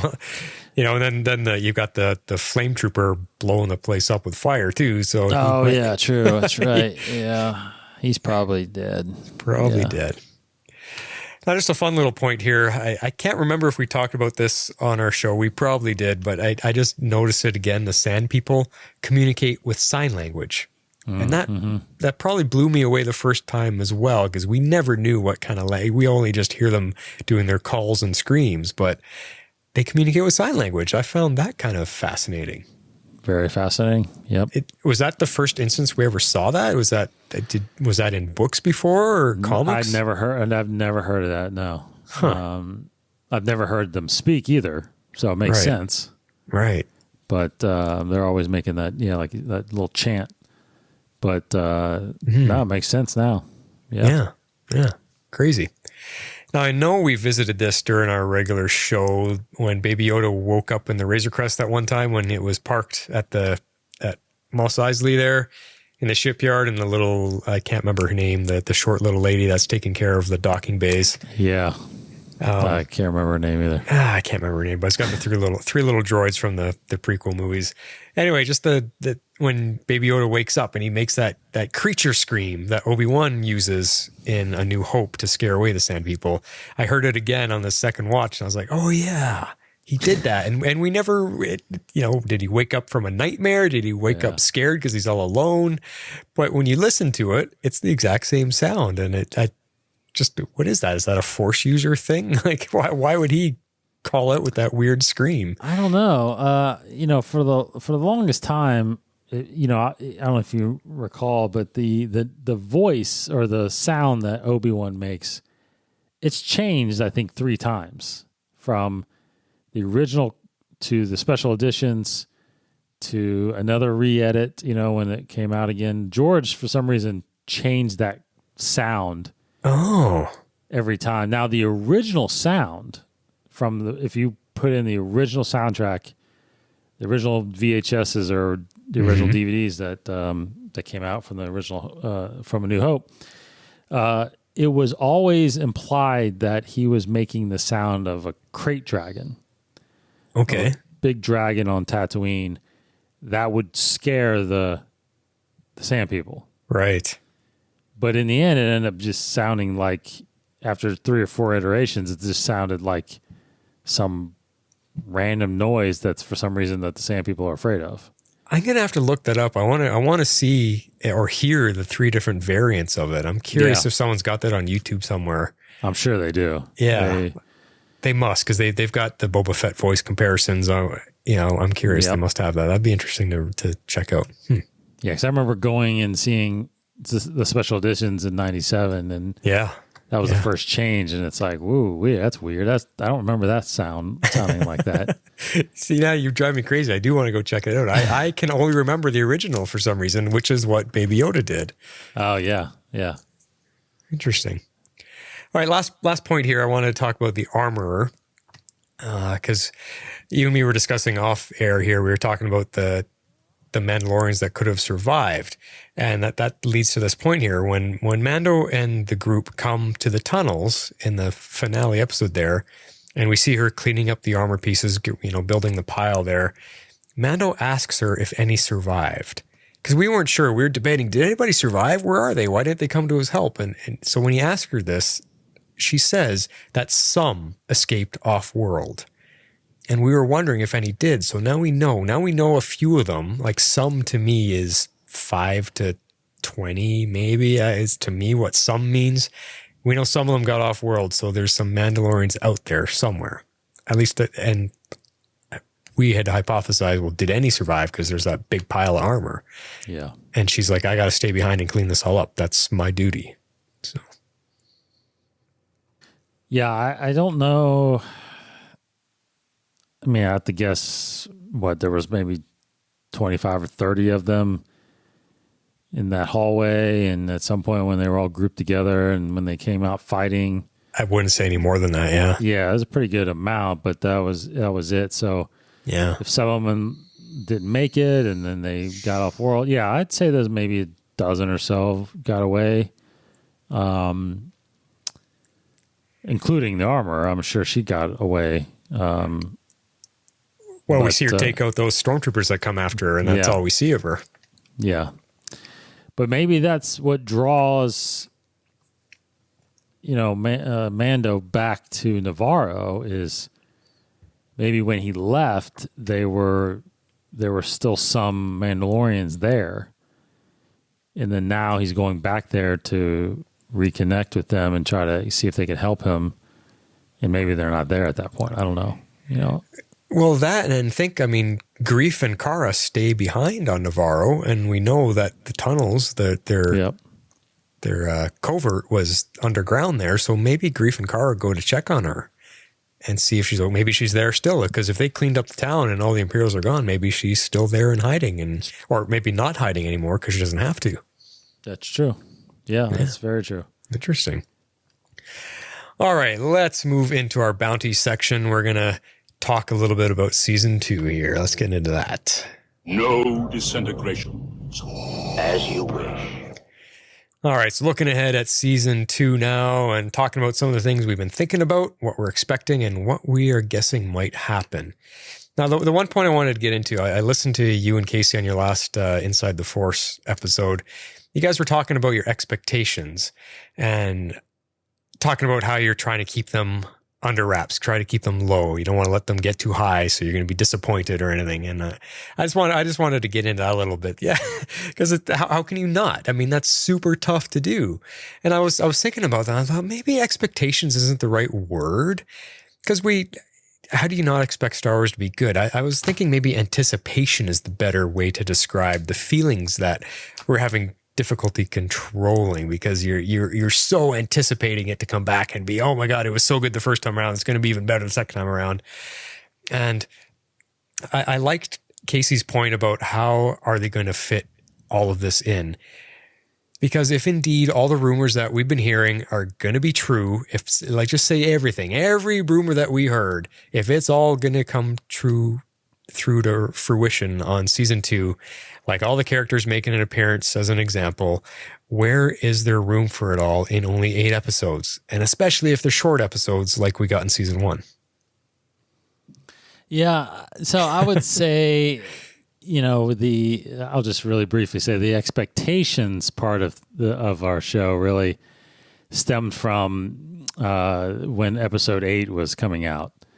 We had seen The Force Awakens, and we did some predictions for that, really. But when episode 8 was coming out, we started kind of a 3-parter thing where we talked about our recap of our feelings of The Force Awakens, and then our predictions for what we think is going to happen. And expectations was always what we kind of tried to separate from what we want to see versus what we actually expect to see, because right. We want like going into season 2 of Mandalorian. It's like, oh yeah, I totally want to see Ahsoka, and I want to see Sabine, I want to see Rex, and I want to see this, I want to see that. But it's like, does it make sense actually though for the story? Because, Filoni definitely always spoke about that when it came to the Clone Wars.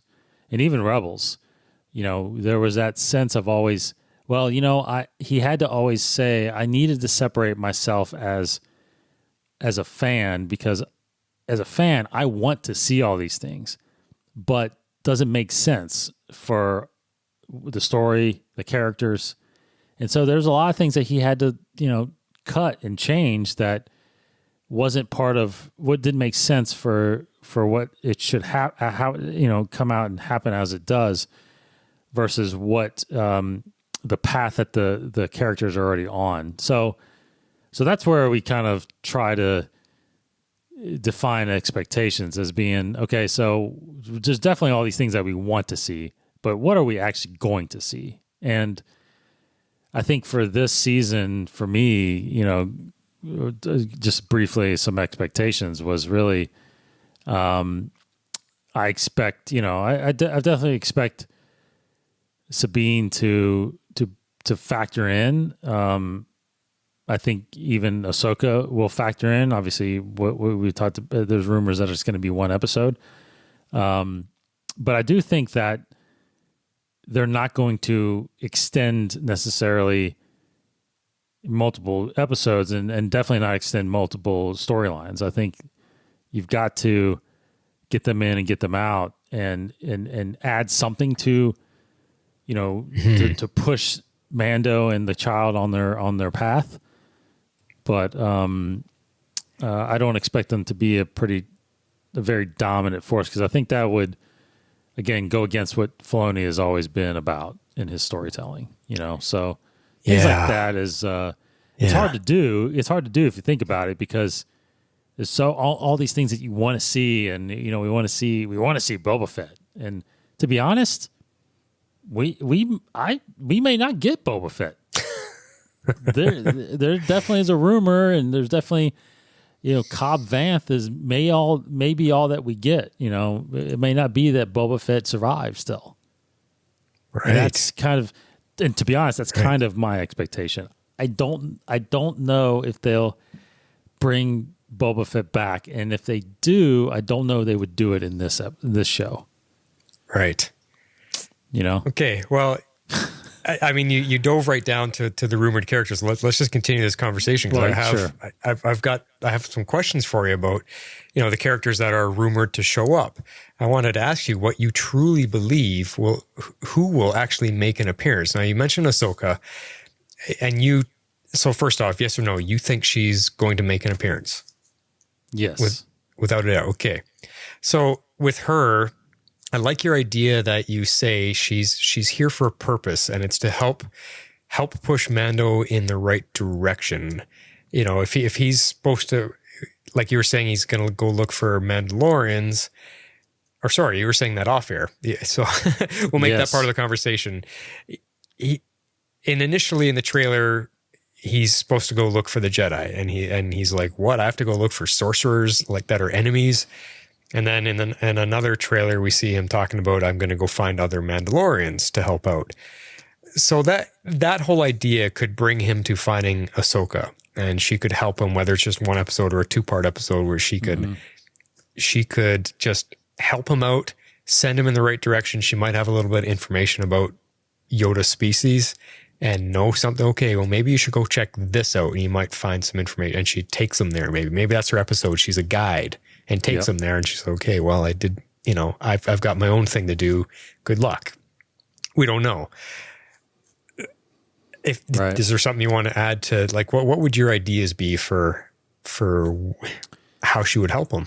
I think her contribution is going to be the somewhat Jedi contribution, right? Okay. I think because it would be very hard for me to believe that they'll introduce any kind of true Jedi at this point, because Luke is the last Jedi. Right. There should be no... There is no other Jedi. Yeah. There is no other Jedi. Now the question becomes, which is very interesting, and I actually thought about this after I did the other show. Ahsoka, I'm pretty sure Ahsoka knows that Yoda survived. I'm pretty sure she knows that Obi-Wan survived, because she was involved in, obviously, the rebellion, right? Right. Now, at some point, because we don't know where she was necessarily during the original trilogy. Yeah, because she's never mentioned or brought up. Never mentioned, never brought up. Rebels ends and then time jumps past those movies to shortly after the Battle of Endor, where her and Sabine decide to go look for Ezra, right? Wow, okay. So all we know is that at that point she left the galaxy to go into the unknown regions to try to find Ezra. So however way she finds her way back and shows up in this season, my feeling is that what I don't know, what I was thinking about, I don't know if she realizes that Yoda has died. Right. So she may, as the Mandalorian comes across Sabine and her, I think he gets told the truth of the Jedi. And I think he learns that, okay, they're not enemies. They just have this ability, and that maybe she explains the history a little bit of her relationship with Yoda, and I think the connection to that other species is what we're going to get from Ahsoka as far as teaching him things that he didn't know. Yeah, that's why I think her role is in this.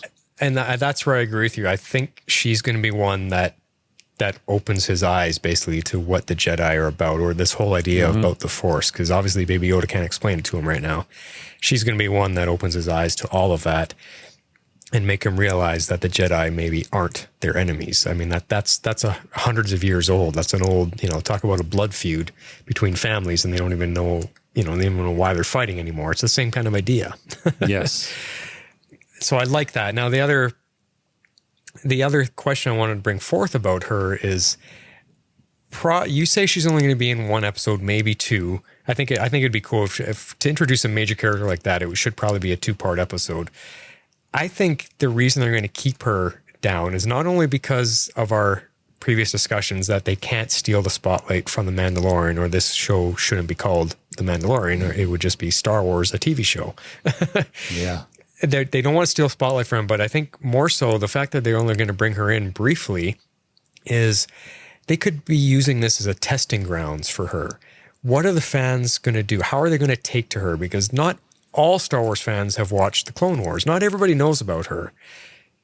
And, it's only us diehard fans that really, truly know her. So there's a good portion of the general audience that doesn't know her. So this could be a testing grounds. How do those fans take to her? How do the fans that know her and love her take to her? And if it is positive, they get tons of social media chatter about her, and she basically explodes. They could use this as a backdoor pilot to give her her own show, because we've heard that rumor as well. Absolutely. And I'm pretty sure I'm going to stick to her only being in one episode, especially if they are 40 to 50 minutes long. I think that'd be good too. Yeah.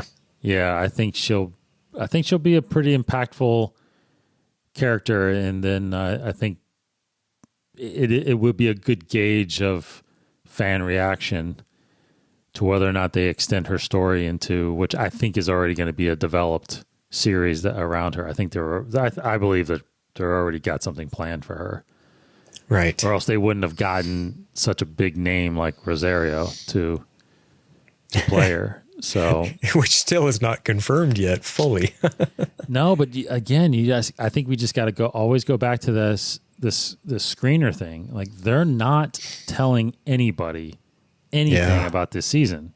Yeah. And I think there's going to be there's so many surprises, so many Easter eggs and familiar characters. And I think there are a lot of things like that we're going to see. And I think there's going to be so many twists and turns that I just don't think they're going to want to talk about, obviously. And you can see that in the marketing. Like, they're not showing you anything. They're not showing us anything. That's why the trailers have been really just the same one over and over again with little tiny bits added to it. Mm-hmm, mm-hmm. Yeah. Yeah. Because same thing with season 1 trailers. They couldn't show much without having Baby Yoda pop in. So, yes. Yeah, which I'm okay with. I don't want any spoil. I don't want anything given away. I'm excited for what's coming, and it's kept me on the edge of my seat waiting. So, yeah. Cool. All right, Ahsoka. All right, let's move on to the next character. And I had a point about, so see if we can answer this one without talking about the point that's right above this here. But let's talk about Sabine Wren. Yes or no? Is she going to make, you've mentioned her already. Is she making an appearance? I think you have to have her if you have Ahsoka. Yes. Okay. And that's because of their time on Rebels together. Yes. Okay. What is Sabine's story going to be? What's her purpose going to be for showing up? Is it just because she's tagging along with Ahsoka? They're together?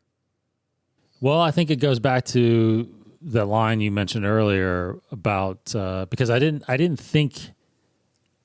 didn't have a thought of how she was going to integrate in until that line came on that special look that dropped during the Monday Night Football, where you know, it was a 60-second, basically 60-second commercial. And in that, there was that line from Din Djarin saying, if I can locate other Mandalorians, they can guide me. Right. So right away, I actually started thinking he's got to run into Sabine. Because at this point in time, what other Mandalorians are out there other than the ones that possibly escaped from the season finale? Yes. It's Sabine Wren. What other known Mandalorians are out there right now other than her? Yeah. That's, and of course, and another one that's on your list is Bo-Katan. You know, right. Could be her. Yeah. But are they together? Are they running the galaxy together? I don't know. You know, at that point, again, the last time we saw Sabine Wren was leaving the main galaxy with Ahsoka on a mission to find Ezra. Right. Just to kind of jump to your point here with Bo-Katan, last time we saw her was the end of Rebels. Or it was the beginning of it was the first couple episodes of the last season of Rebels. Okay. And the last shot we have of her is holding the Darksaber. Yeah. And now Moff Gideon has it. So yes. there's that connection that we need connected. Yeah, totally. Yeah, okay. So I understand Yeah. Sabine will most likely be with Ahsoka. So that is darn cool. That'll be awesome. And obviously her story is going to continue from there. What are those two doing together and why are they both going to help out? Ahsoka's going to teach Mando the Jedi stuff and Sabine is going to be the Mandalorian he's looking for to help guide him. Yep. And he's going to probably find out a lot about MandaLore because I don't think he's been back there for many, many years. And yeah. See, again, that right there is possibly the history of maybe what happened with the Darksaber or what happened with Moff Gideon. You know, there could be some education there on that. Yeah. Well, and that ties into Bo-Katan, who you brought up. She's next on the list here. If she was last seen holding the Darksaber, then yeah, what happened on Mandalore between her and Moff Gideon, if that's what's going to happen? So right off the bat then, does that assure for you that Bo-Katan's going to show up? Yes. Wow. So we're 3 for 3 right now on 3 very big animated characters. Yes. But here's my theory is that I don't think Bo-Katan is in the same episode as Ahsoka and Sabine. Because she's not with them. I don't think she's with them. Right. But here's the thing that might not make her show up, because if Moff Gideon has the Darksaber, he may have killed her to get it. True. But we have heard casting rumors that, you know, yes. What's her name? Katie Sackhoff. Katie Sackhoff, yeah. Yeah. That she has been casted as Bo-Katan. Yeah. And I'm very excited about that. Yes, I know we are. I'm totally excited about that. Which again makes me think that if you're bringing someone like that who's very popular and already has played the character in the animated series, to me that sounds like actually someone that could be around for 2 or 3 episodes. Right. So I think there's if I were to again take a guess, I would say that Ahsoka and Sabine would lead that storyline. That information would then lead him to finding or coming across Bo-Katan. Okay. And I can see Bo-Katan then kind of partnering up in a sense with Mandalorian to go back after the Darksaber. Right. Yeah. That's a story I could buy into. Yeah. Yeah. Yeah. You sure you're not writing this show? I'm telling you, I've sent them my thoughts, and maybe maybe they're taking them. But that's, I mean, yes, based on all this, and I have, thankfully, I have the history of seeing all of Clone Wars and Rebels and reading a lot of this stuff. So that's how I would formulate the story. Yes, but it's not always. I'm not always right. Trust me. Could you always just get imagine the credits rolling at the end of the episode? You know, story written by David Conning. What? Man, they could do it for free if they just give me a credit. That's fine. No. Oh yeah, you would die right there. Yeah, totally. But Okay. like I said, it makes sense. It makes sense to me to, you're hiring someone like Rosario, and you're hiring someone like Sasha Banks, who we think is maybe not, but she could be Sabine. Those are pretty prominent names that you could make a show around, right? You could definitely do a spinoff show and have those characters. Bo-Katan, I don't know, you won't, you're not going to give her own show. And I don't think she's as big enough of a character to carry that. So she makes sense to be that supporting character that could be in a couple episodes, like a Quill or an IG-11, and then go off and do her own thing, off to the side of the. And then she's tied. Since she's tied to the Darksaber, I think that she's part of that story. And I think she could be a recurring character. She could be one, like maybe she's on Mandalore. Maybe she's got that planet figured out. She's ruling it right now. Who knows? And it's someone that Mando, that Din Djarin can go back to for, whatever he may need. She's his connection back on the homeworld. That you're absolutely right. That is something that I can completely see happen. Yes. Yeah. Like she shows up for a couple episodes every season. Yeah. To help. Absolutely. Especially if he finds them and she is, her clan is still her, Kryze. So her clan could still be together, right? Somewhere. Right. They could be Kryze. hiding out so you're right. They could be established somewhere, and then he constantly goes back and gets help from them. That's a good point. I like that. Yeah. Awesome. All right. Well, another name that's already been mentioned, Boba Fett, the original Mandalorian. He is probably the most heavily rumored to be making an appearance in here, and the rumors have changed constantly. The last I heard was that he's supposed to be in multiple episodes now, like 4 or 5 at least. And I'm thinking, boy, oh boy, like that's... And when we debated the fact, including him on the show, he was originally not ever supposed to be on here. They were told, nope, you do not have Boba Fett. But now the doors are open for him to be used. Would having him steal the thunder and the spotlight away from our Mando? And I've come to the conclusion in my own mind that I don't think it would. Because we have gotten, if you compare the two, we have gotten way more out of Mando than we ever got out of Boba Fett in the minimal appearances he's had in the movies. Mm-hmm. Mm-hmm. So, yes or no? Is Boba Fett for sure? You've already thrown him in there with it could be in Cobb Vanth instead. Is it just going to be his armor, or are we going to get Boba Fett? Because we know that, what's the actor's name? Timothy Oliphant. Timothy Oliphant. No, the other one, the guy who played. Tamara Morrison. Tamara Morrison. We know he's cast for sure. Yes. That's a guarantee. Is he playing Boba Fett, an older version? Is he playing the next character on our list, Rex? Or both? He could be both because they're all clones. Yeah, it could be Right. both. So, what do you think? What do you think about those two? Let's do Boba Fett and Rex together. Okay, so if you would have asked me this last week, I would have said, absolutely, they're bringing Boba Fett back. Okay. But right now, especially looking at this list of characters, like because you can't do them all. I don't believe you can do them all. So I'm going to say that I do not think they're going to bring Boba Fett, the original Boba Fett, on here. I don't think he's going to come back. So it's going to be Cobb in Boba's armor. I think, yes. And honestly, solely because of the Timothy Oliphant casting. Right.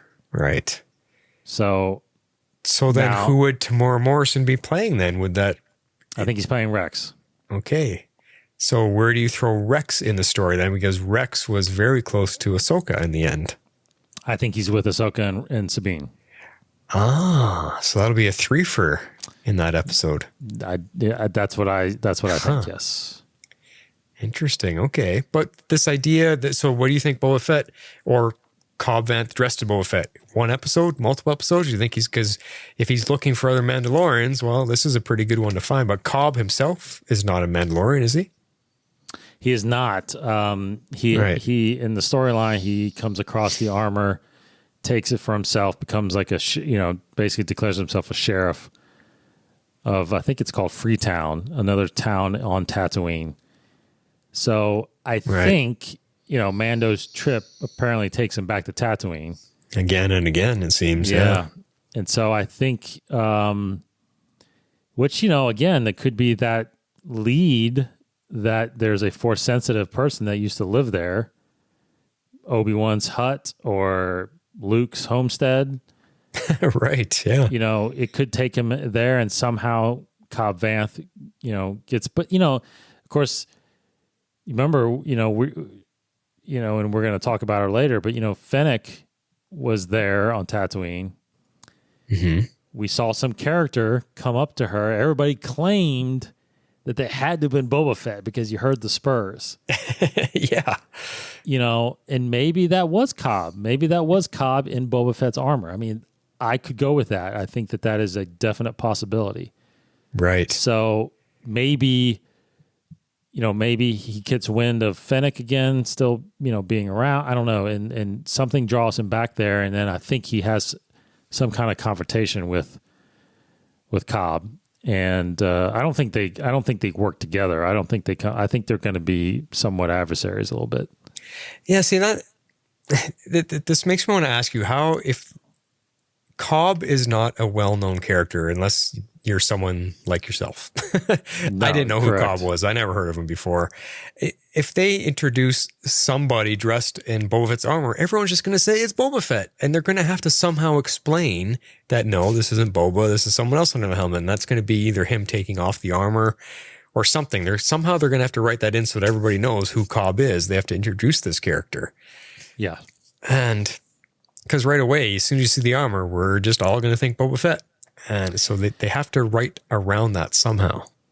Yeah, but again, I think there is going to be some writing for that. But as far as I can understand from the books, is he's not claiming to be Boba Fett. He's not saying, he is Cobb Vanth. So right. He does take his helmet off, and he interacts with. Oh, okay. So it's around there. Around Tatooine, he's not Boba Fett. He just happens to have the same armor. But he is. Everybody knows him as Cobb. So I think we will get introduced to him as Cobb. Now the first time we see him, he may be full armor, and maybe Mando, if he knew about Boba Fett or the legacy of Boba Fett, he might be like, "Wow, what, Boba, you're alive," kind of thing. And oh no, I Cobb actually just takes off the helmet. Yeah, I actually just got his armor, and. That I could see happening, but okay. So if you're saying that it's going to be Cobb Vanth, then I can see the Boba Fett armor and Cobb only being in one episode, and that's it. That's all we get.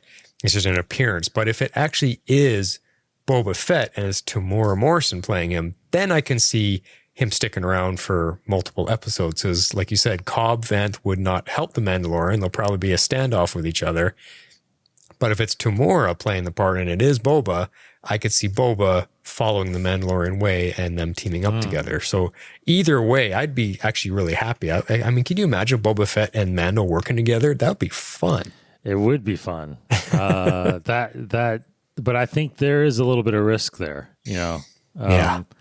Because people have been wanting a Boba Fett movie ever since it got rumored, and then there was possibly, there was supposed to be a video game with him that was going to be really kick-ass. There was all these different things that we've never gotten.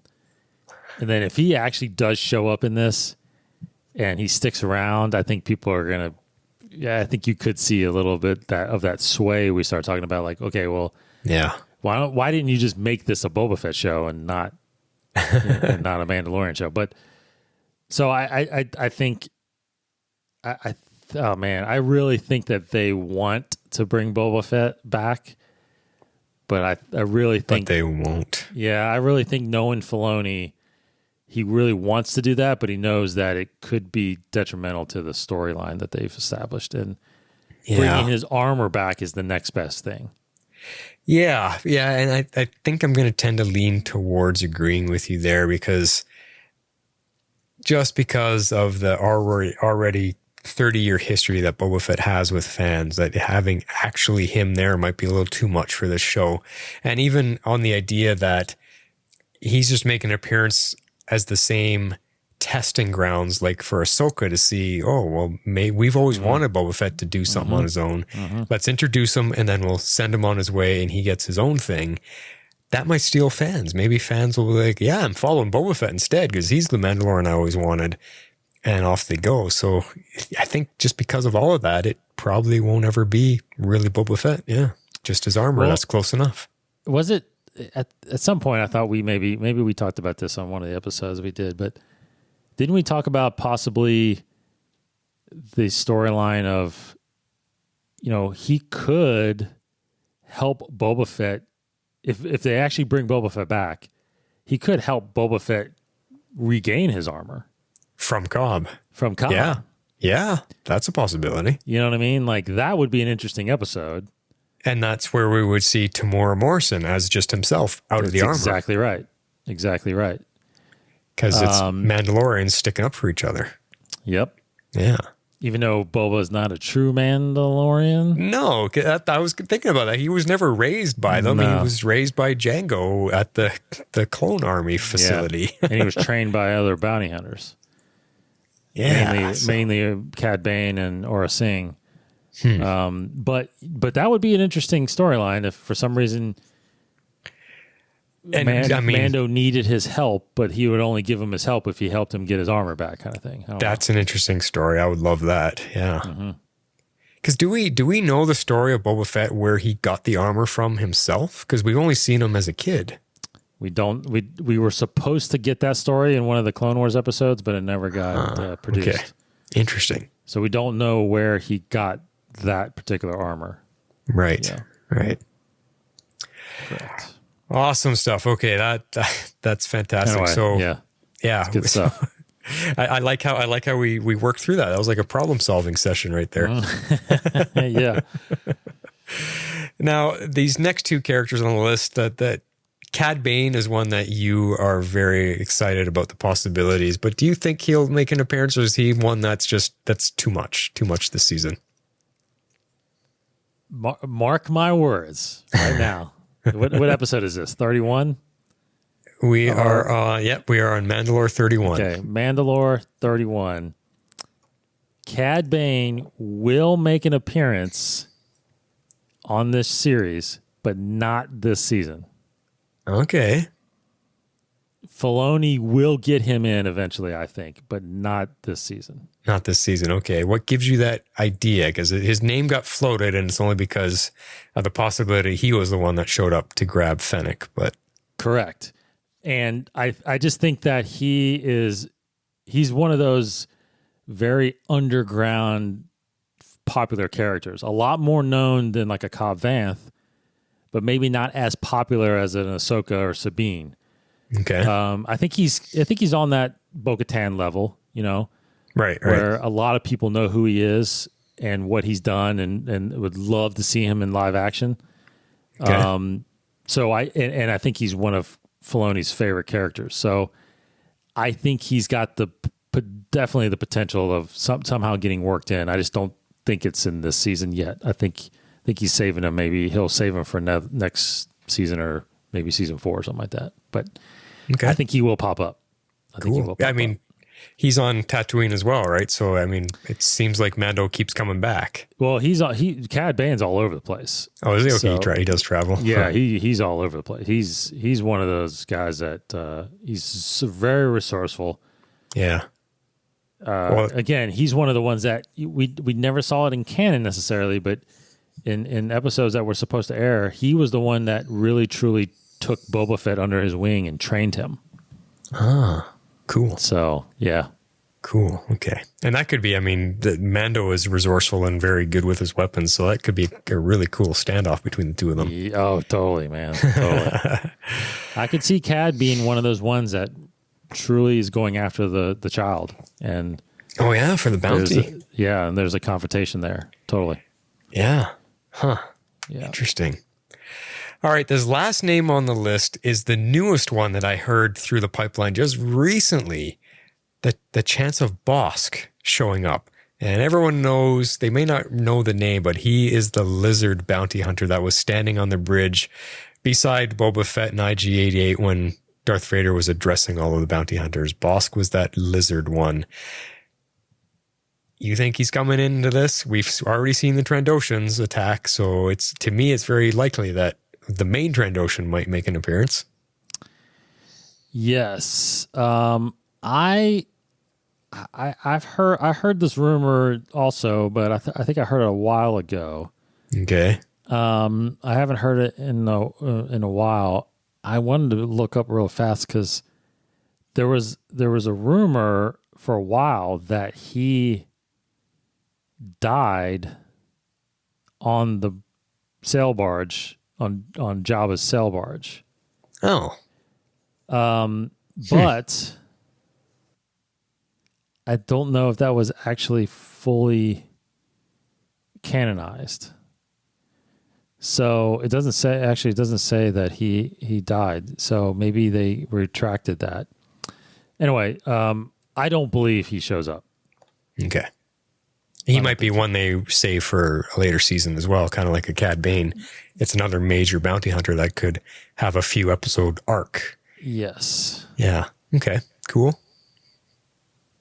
I like it. Well, so there you go. That's some rumored characters. We dove in a lot deeper than I thought we were going. That was cool. That's some good. We'll have to see if our theories and ideas are correct, and we maybe we have the Force sensitive ability ourselves. Yeah. Or one thing I will add about Bosk is, he did partner with young Boba Fett a lot when they were running bounties together. So so they have a history. So he does know Boba Fett pretty well. Yeah. Cool. Yes. Very, very cool. Yes. So you've mentioned her a couple times already in discussing our guest appearances here. Let's talk a bit about Fennec Shand. Our big question from season 1 was who was that showed up who rescues her? And we just went over who we think it is. It's most likely going to be this Cobb Vanth guy. But what I wanted to ask you is are we going to see her show up again? Is she going to be alive? Is she going to be healthy? Will she be a big part of the second season? I mean, Ming-Na Wen is a major actress to pull in, and we barely got her. So I'm wondering how big a part of season 2 will she be? What do you think? Yeah, I think it's the question that we should have with not only her, but also in episode 6 with the prison escape, right? You've got those characters that were left there. And of course, is it Bill Burr, I think is his name, that played Mayfeld. Right. He's been rumored, I think he's been rumored or confirmed to return as well this season. Okay. So it's a question of, what seasons what characters that were introduced in season 1 are going to actually have reoccurring episodes as we go on. I agree with you. I think, with Ming being such a big character or a big actress and known actress, I don't think you put her in that role unless you are going to bring her back. Yeah, exactly. So I do think she will be back. Now, gosh, what is the capacity of what her storyline will be? I mean, she's basically I think she's been portrayed more as an assassin than a bounty hunter. Yeah, that's what I felt too. So, I don't know if we. I don't know. I'm actually. She's like one of the big mysteries I have of this show, because I can pretty much put my thumb on what I think, Moff Gideon, what his backstory is, and what I think he's going to be what his motivations are. Yeah. Obviously the crew that Mandalorian interacted with in episode 6, but with her, that was such an odd episode because he runs into, and I forget his name, the other character's, the other bounty hunter's name, the rookie bounty hunter, rookie, right? Yeah. he runs into him, and then of course they're going after Fennec, and I don't know, that was somewhat of a different episode in there, but that is a stump for me. I got to be honest. I don't know how she plays into that. Besides, if she's still on Tatooine, and that was a Cobb Vanth that came and got her, that's the only connection I could have, is that something is leading Mandalorian back, the Mando Den back to Tatooine to somehow find her again to try to get answers to whatever happened to her. I mean, she looked like she died, but somehow she probably seemed like she survives. Yeah, and will she be a villain, or will she end up working with Mando? Like it's tough to say. With Ming-Na Wen, like do you make her a bad guy? I don't know. Like she might be one of those dark heroes, the ones that swings a little bit on the gray side of things, right? Very much so. Yeah. But again, it's I don't know. It's just so hard because she wasn't really. We didn't really get enough story of her in that episode. It was more about the rookie, and teaching him, and him realizing that he ain't cut out for this kind of thing. And then he dies. Yeah, and then he dies. But of course, that that reveal at the end of who is that comes and gets her. That's kind of the mystery. Yeah, and I think that's what's going to be solved in this episode, in this season. Who that? It might even be in the premiere. That part of it could be. Yeah, it definitely could be. Crazy. You don't have a theory of what you think she plays in this? No, I was just kind of. I was just riding along with your thoughts. I don't know. The fact that she's an assassin, I think really all I can see her doing is maybe changing sides a little bit, because we don't like who's she working for. Yeah, and we don't know anything about that, so I think they have to fill in some backstory for her before we see her story go forward. And I don't know, like I said, I think I see her being kind of a gray character. She might end up working with Mando for some reason or other, and not being a partner to him, but not being an enemy. Mm-hmm. I don't know. Okay, I'll throw out a theory. Okay. Because of what we know about her, which is purely being an assassin. Right. I will throw out the theory that Moff Gideon hires her as an assassin. Good. Yeah. Because I'm thinking, again, I'm looking at this list of all the people we just went through and what we think those storylines could mean, and I just don't see how she contributes to those stories. Yeah, you're right. So the other story could be still somebody going after, as a hired hand to go after Mando, to kill Mando and get the child. Right. And maybe she gets hired by Moff to go after Mando in an episode. And that makes perfect sense. Yeah. Mm-hmm. I mean, she's got the reputation of being one of the worst out there. Yes. As in the best. The best. At her job. So Moff is only going to reach for the best to try to take Mando and get the child back. So yeah, definitely a good draw on for an idea.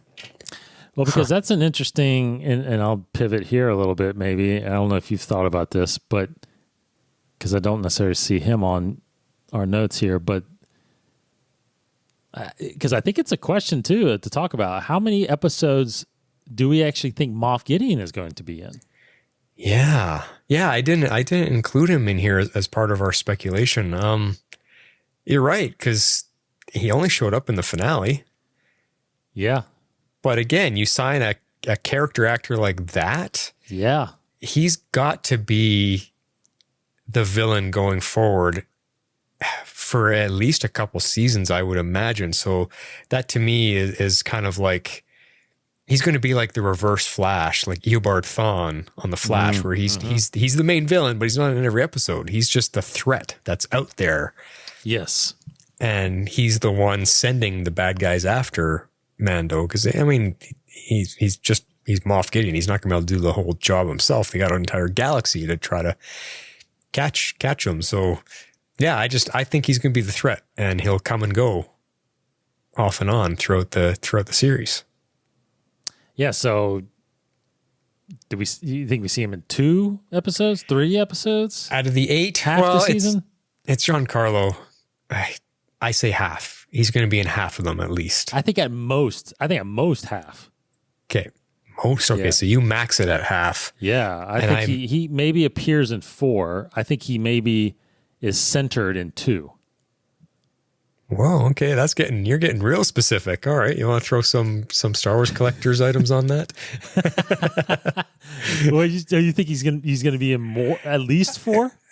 Yeah, I did say at least, but I think I'll stop it. I'll wage my bet right on 4. Dead on 4. He's in 4 episodes. That's it. No more, no less. Okay. Well, I agree with you in a sense. I think he might appear in 4. Like, you know, the end of one episode, you know, having a discussion with somebody or something like that. Okay. But I think I don't think he's prominent unless he's in, I don't think he's like the full center, like the last episode of last season. I don't think he's like that in more than 1 or 2. Because I agree with you. I think that it's more about who he sends out to find Mando, because he doesn't know where Mando's going to be. Yeah, and so he's still searching for him. Yeah, he's still looking. He's in kind of a position, kind of a role like Darth Vader was. Darth Vader didn't always go do all his dirty work on his own. He made his troops do it. So I think Moff's the same way. His troops will do all the work until they continue to fail, and he gets pissed off enough. Okay, I'll do it. Yep. Kind of thing. Yeah. But then again, I mean, he cuts his way out of the TIE fighter with the Darksaber. Maybe he does mean business, and he's going to come after him.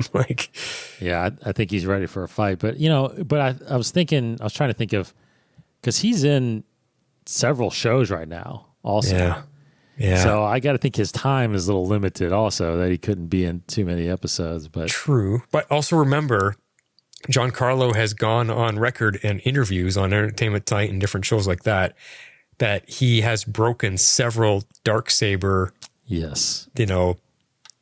models or whatever it is they used to fight with. He's broken a few of them because he wasn't very good at fighting with them, and he had to get trained up. So we know he's got some action coming with sword fight duels. So sword fights, lightsaber fights. So who's that going to be against? Bo-Katan, possibly. Ahsoka, maybe. Yes. Yeah. Oh man, yeah. Gosh, Bo-Katan, that would be awesome. Yeah, that would be cool. But that's probably one episode. Yep. So probably. I would probably put him in 1 or 2 others, and that's it. Yeah, interesting. Yeah, that'll be fun to see. I mean, again, it's Giancarlo. He's got to be. They introduced him at the end. Maybe he'll show up in the first few, and then we'll be gone for the rest of the season. Yeah. Well, I think it's one of them things. Like, I don't know if I don't know how far you are with Rebels. But you remember, I don't know if you ever saw the very first episode of Rebels, which was called Spark of Rebellion. It was basically a movie. It was basically 2 episodes or 3 episodes, I think, smashed together into a movie, and they called it Spark of Rebellion. Yep. And after, introducing the Grand Inquisitor, right? And then, of course, Kanan revealing that he was a Jedi and blah, blah, blah. Well, at the very end of that, you got the Grand Inquisitor reporting to a hologram version of Darth Vader. Right. And it was Vader just saying a couple lines and all that stuff, what his mission was to capture this Jedi. And, I remember seeing that thinking, oh, man, Vader is coming back. Well, he never shows up the entire season. That was the only shot we got of him. Right. The entire season. Until the very end of season 1, where Tarkin, shows up and says, you failed enough. He's talking about to Governor Price, I think, the person that's in charge of Lothal. And he says, you've done enough. I've got somebody else's on it. And then Vader comes through the door. Doesn't say a thing, just breathes. And that was the end of season 1. And of course, he shows up later in season 2 and splashes around. So anyway, that's kind of what I feel like we're going to get maybe with Moff Gideon, is that He'll show up in a couple scenes here and there, furthering the mission of what he's trying to do, or you get some of those, incredible scenes with him, just maybe right on the heels of finding where the Mandalorian is. Okay. But we don't see him actually interact into a full episode till later in the season. Huh. That's what I think. Huh. Okay. A fascinating idea. Yeah. We will have to see. I mean, did you watch the Mando Mondays that was on this week, the first one? No, I actually didn't. No. Okay. I posted a link. Actually, there's a little bit of news for you. I totally forgot there, listeners. Go to our Facebook page, Mando Mondays. I posted the link to the very first one. Apparently, it's a thing Disney's doing every Monday now. I think you guys talked about it Inside the Force. They're basically talking about all the toys and collectibles and Lego sets and stuff that are coming out. But I watched it. They also have lots of featured interviews, and they had the Mando on there. They had the guy we're talking about on there. Boy, my mind just blanked. What, Giancarlo? Moff Gideon, yeah. They had Moff Gideon on there, and they also had, who was the third guy? They had three people on there. Oh, Carl Weathers? Carl Weathers. Yeah, Grief Karga on there. But when you listen to Giancarlo, who's Moff Gideon, he's just laughing it up, and he's totally not the characters he plays. He's full of smiles and full of laughter and jokes. But he is so excited for this season. He cannot contain himself about what's coming this season. So that, again, makes me wonder, geez, he might be in this a lot. I don't know. Yeah. Like I said, I could totally be wrong. Yeah, I don't know. I have no idea. But that's the sense I'm getting. Yeah. Okay. Well, let's go with it. We'll see. You say 4 episodes or less, with 2 of them being major and 2 of them being minor, and I just say 4 episodes flat. Okay. He's involved in. Let's talk about someone else that I'm curious about. Do you think we'll see the Armorer again? Will we see that she's okay? Will she help Mando out again? Yes, I do think she will be back as well. Will we find out? You remember my guess from season 1 that she could possibly be Bo-Katan in hiding? Wow. Yeah, that's I remember you mentioning that. That's not a bad theory, actually. I don't know if I have anything that could counter debunk that. Because she doesn't have a name, right? I mean, the Armorer is all we've been told. The only thing that debunks it for me is it doesn't sound like Katie Sackhoff, the voice. Well, it's not Katie Sackhoff. So maybe when she takes her mask off, she sounds a little different. But interesting. That's actually an interesting theory. But back to the original question: do you think will we see her this season? Yeah, I do. I do definitely think. I think she was introduced in season 1 for the fact that she is going to be an important character in his journey. Yeah, and recurring. So, she'll be around a lot. Yeah. Cool. All right. You mentioned her name earlier, Sasha Banks, and that she could possibly be Sabine Wren. I wanted to talk about this because in the trailers we see her. We get a glimpse of her. She's observing Mando from a distance through a crowd, and then she disappears. And this scene happens all the while the Armorer is talking about ancient sorcerers called Jedi, yada, yada, yada. And this obviously leads you to think that she's a Jedi because we're looking at her while the Armorer is saying the ancient sorcerers, blah, blah, blah. And it started a whole bunch of crazy rumors and theories that, Sasha Banks is a Jedi. Who's she going to play? What is that? And what I think, this is what I came to after all this time has passed. I think it's a misdirect, a massive misdirect, like so many shows do, like Star Wars is great at doing. I think it's a huge misdirect. What the Armorer is saying has nothing to do with who Sasha Banks is. And I think it's very clever. I think she's going to be someone completely surprising. Like you said, Sabine Wren. If you look at Sasha Banks, she could easily be a much older, more matured Sabine Wren because a lot of time has passed since Rebels, right? So I really think she could be Sabine. She could pass as her easily. What do you think on that? Yeah, I think, I totally agree with you. I definitely think it was a misdirect. I don't think she's a Jedi. I don't think she's Force sensitive. I do think that at first, when the rumors came out that she was cast, everybody pointed to her looking like Sabine. Even Sasha even dyes her hair different colors. Yeah, she like almost Sabine. looks like, yeah. Yeah.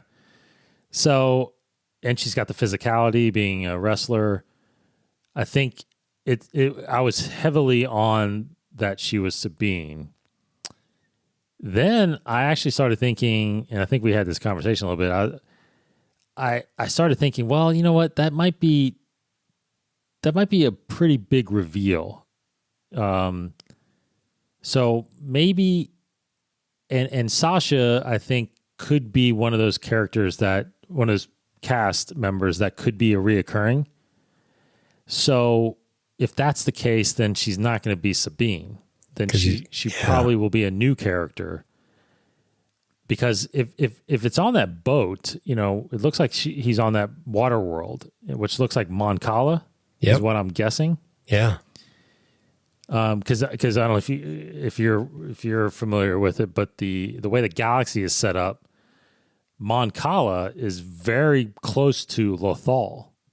Lothal being where Sabine was, fought. The rebels fought right on Lothal. Okay. So you start making that connection a little bit that maybe Sabine went back to Lothal or something like that, and then went to Mon Cala, and then that's where Mando gets the lead and goes there or something like that. So, so I started thinking, I started leaning more towards her being a new character, someone that's going to be a reoccurring character maybe this season and help Mando in his journey.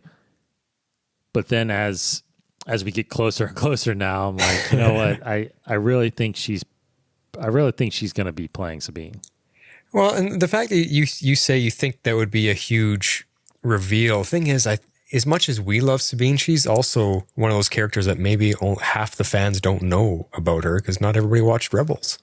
That's true. So there's a lot of casual viewers, a lot of Star Wars fans that love Star Wars, but they didn't watch the cartoons. They don't know who Sabine is. So to show a face hiding in a crowd really isn't much. It's not really giving away anything. She was totally, cloaked. So, I think the reason she is cloaked is because she's hiding her colorful hair. That's what's going to give her away. Once you see that hair, boom, that's Sabine. Yep. Yeah. And I don't want to, I'm definitely not one to I don't want to bring up race in a sense, but there are a lot of people online that had mentioned that Sabine in Rebels looks more Asian. Okay. And so that's why they were kind of questioning that. Well, Sasha's not going to be Sabine because she's not Asian; she's African American. Right. But I'm Asian, and I never really thought Sabine was Asian. In fact, Tia Sakar, who voices Sabine, is Indian. So I don't, and in Star Wars, Star Wars doesn't have obviously races necessarily. They have humans. They're all human race, right? Yeah, so, they don't segregate the different human backgrounds that we have. It's everyone's just human. Yeah. Everybody's just human. Yeah. Yeah. So, so it doesn't matter. I think Sasha could clearly play Sabine. It's just a resemblance of a animated character, right? And she definitely fits the resemblance. Yeah, I think no matter what, if you look at Sabine, she has a darker complexion. She's not your typical white person per se. She's got darker complexion. She could have a Latin background. She could have an Asian background. She could have an Indian background. That she could mix all of those. I think people mistaken her for being Asian just because of the shape of her face and her eyes and things like that. If you think Asian, she could be that, but she could very well be any of these other backgrounds. Totally. And but it's Star Wars. She's an alien species, and they're all very exotic and unique looking. So look at Ahsoka. Like, are you going to say what background of human can play Ahsoka? Because exactly could be anybody. Yeah. So, yeah. It's interesting. As long as Sabine makes an appearance, that's all I care about. And I think Sasha has the look to me, so it'd be cool if that is her. Yep. And which is why I think she's cloaked, because they're hiding that colorful hair for sure. Mm-hmm. Mm-hmm. Yeah. So I'm leaning towards that Sasha's playing Sabine. Yeah. And she could go on with Rosario to do a series of their own. The two of them together would be great. Yeah. Mm-hmm. Mm-hmm. Yeah. Totally. Exciting stuff. Exciting. Very exciting. Let's bring it back to two of our main characters, Kara and Grief. Mm-hmm. I just wanted to mention something in the trailers, because if you guys recall listening to our season 1 stuff and what our hopes and desires were, actually, I think that was when I guested on your show. You asked me what's my biggest hope for season 2, and I had said, I want to see our main 3 together. And that was Mando, Kara, and Grief. I want them to team up. I want them to be out on missions together, because I didn't like that they separated at the end. And everything that we see in the trailers tells me I'm getting my wish come true to me, because we see Kara and Grief with Mando on a mission when it looks like they're infiltrating a station or a spaceship somewhere in the hallway, and the doors are opening. They're armed and they're looking pretty intense. We see them on another clip where they're on board a ship, which I thought was the Razor Crest at first, but it's not. It's some kind of transport ship. Right. And it looks like Kara is piloting, but the 3 of them are all in the cockpit together. So it looks for sure like at least they're with him for 1 episode on a mission, at least. And I'm just so happy about that. I believe you're going to get your wish granted. Now, right. do we think it'll be a season-long thing, or is this just going to be a one-time deal? What do you think there? I think, unfortunately, the mission together that we see in the trailer is probably 1 episode. Right. Which is probably all the first episode. I think it is probably the first episode. You're right. Yeah. I do think that we will see them a couple times with him. I do. I mean, we go back to the character posters. They're the 4 character posters, so they got to be in the majority of the season. So I do think that they will stick around or pop back up and help Mando again. Right. Yeah. Okay. Now, a quick side question here. The very first episode, our premiere, shows Mando going to collect a bounty, and it's that, I can't remember his name or character species, the blue fish-looking guy. Yes. We see him, capture him, freeze him in carbonite, and deliver him. And in this exact same trailer with the 4 of them in the cockpit of some transport ship, that blue guy is there, not frozen. What's going on? Why is he suddenly with them?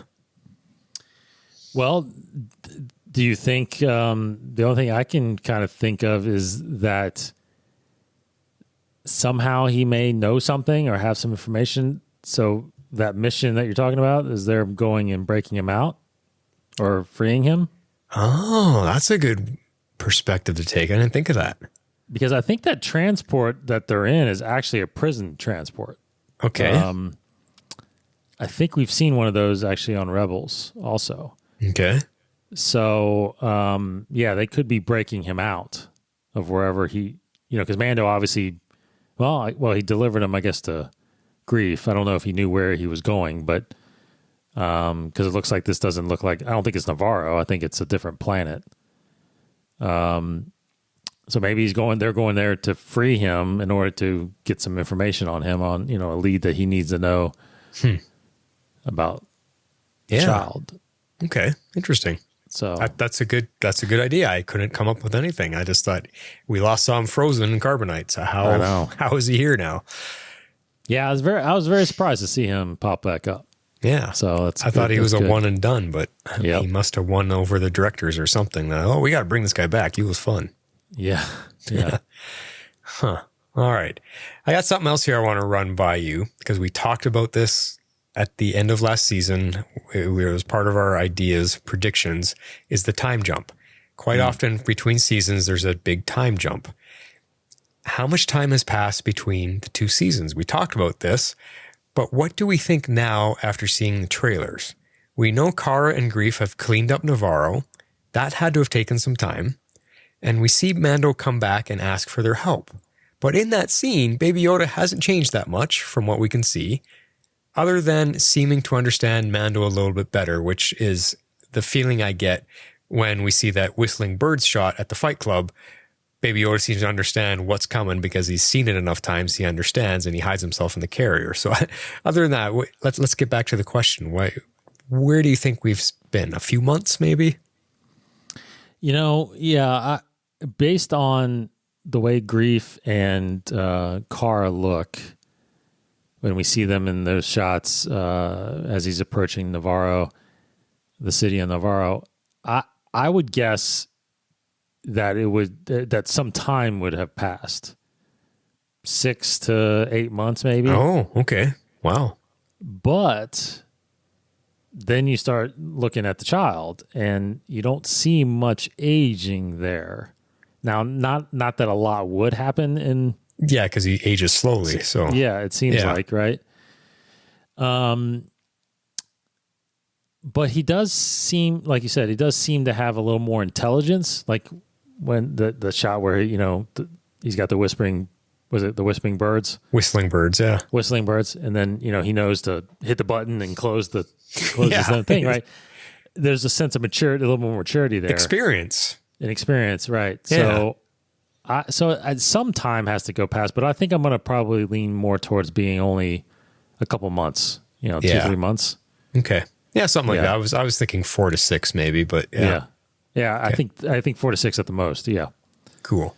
Yeah, because again, you look at the shot when he lands on Navarro to see Greef and Kara. They seem really happy to see them.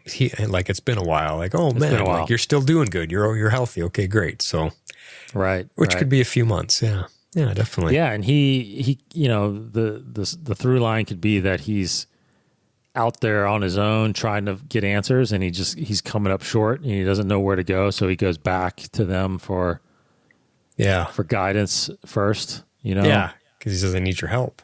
Yeah. Well, and I like the line. He says, "I've been quested to find this child's people." So I like that it's now a quest. It's not even a mission. It's not a bounty. He's on a quest. Yeah, I like that too. Yeah. Yeah. So I had a thought here I wanted to run by you. I was wondering how much has changed for season 2 in post-production once they knew it was a massive success. Because I was trying to remember the timeline of things. How much of season 2 was already complete before season 1 really finished being, released to the public? Because I'm wondering, how much did they know the numbers, the success, how many viewers, how many downloads, how many whatever they got? The fan reactions from season 1, did they, before season 2 was released? Because it seems like season 2 has been completed for a long time. They've just been doing post-production stuff.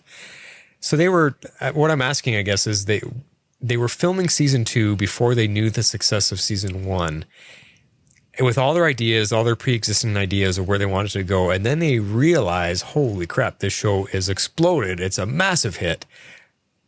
Have they gone back and changed a lot of things because of the success of it?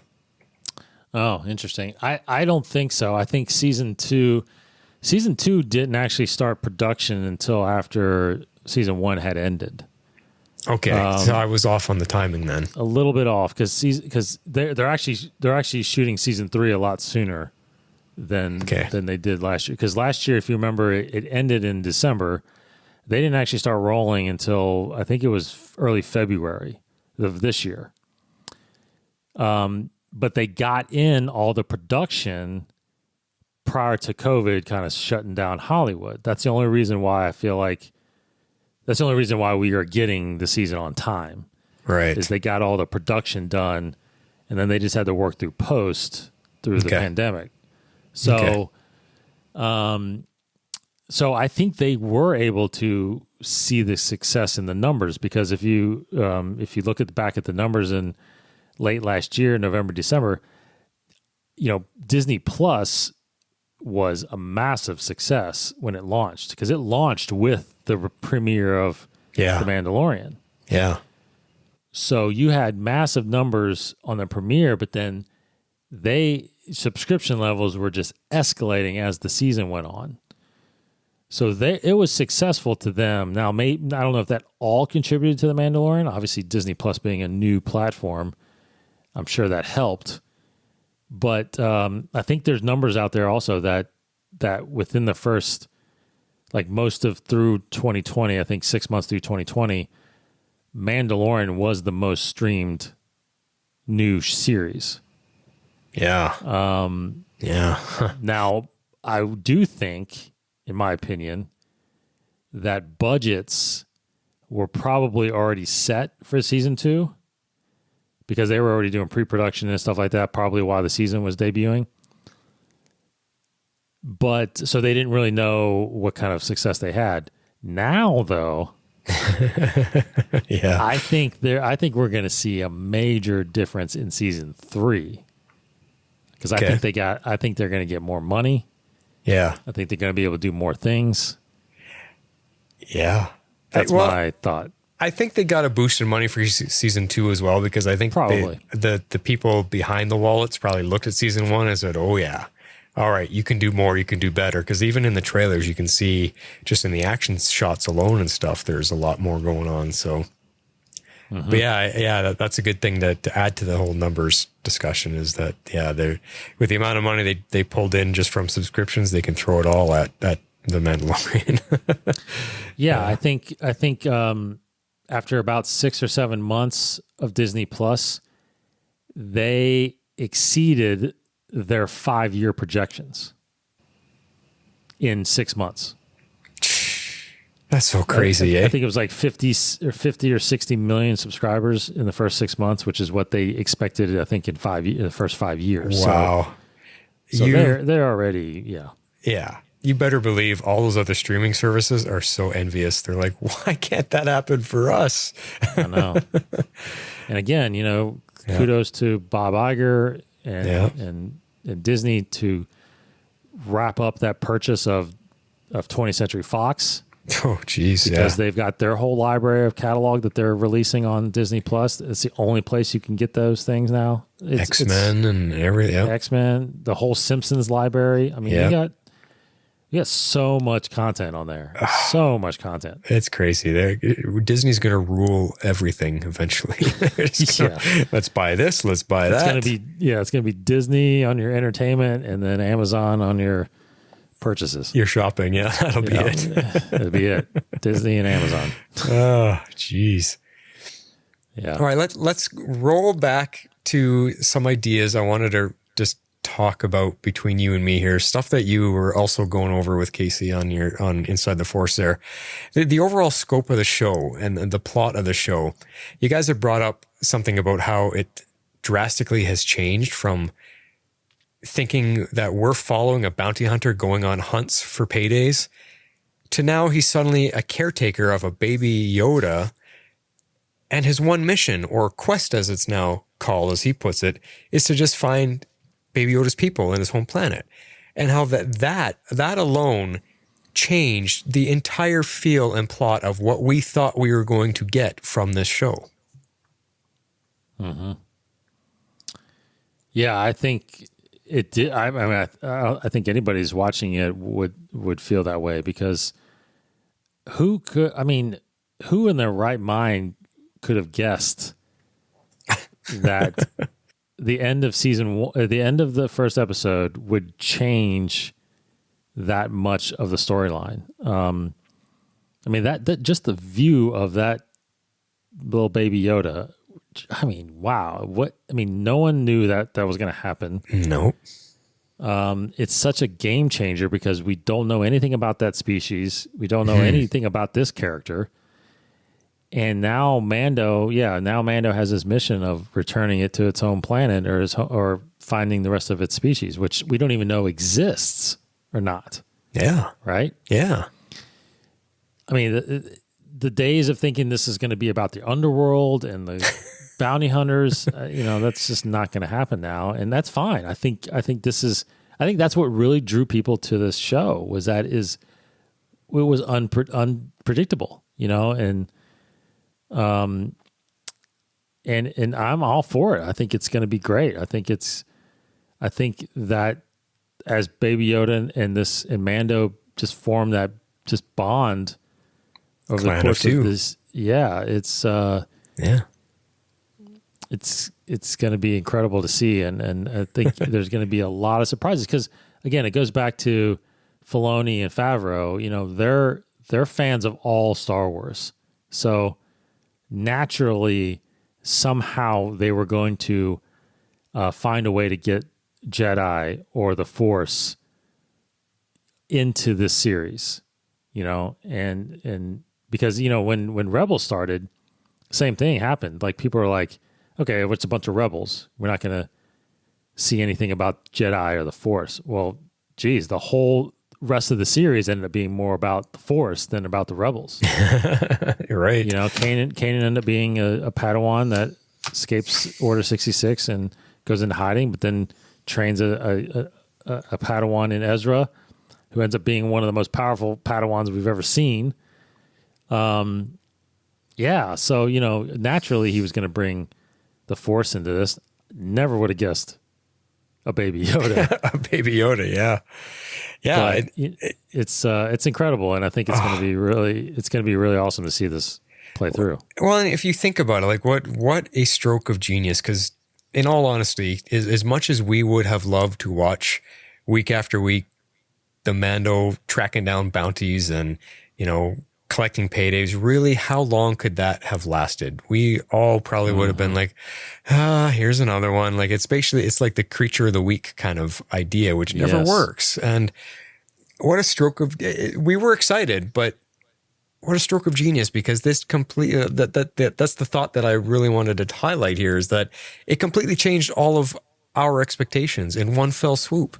And you say the moment we saw Baby Yoda, but I think really it was the first 2 episodes that did it, because he did turn Baby Yoda in and take his payday, and it's only after some thought as he was flying away that he's like, no, I can't let this happen, and he turns around and goes back. That's the switch for Mando, and that's the switch for the show, and all of a sudden it's the entire makeup, the entire course of this show is changed.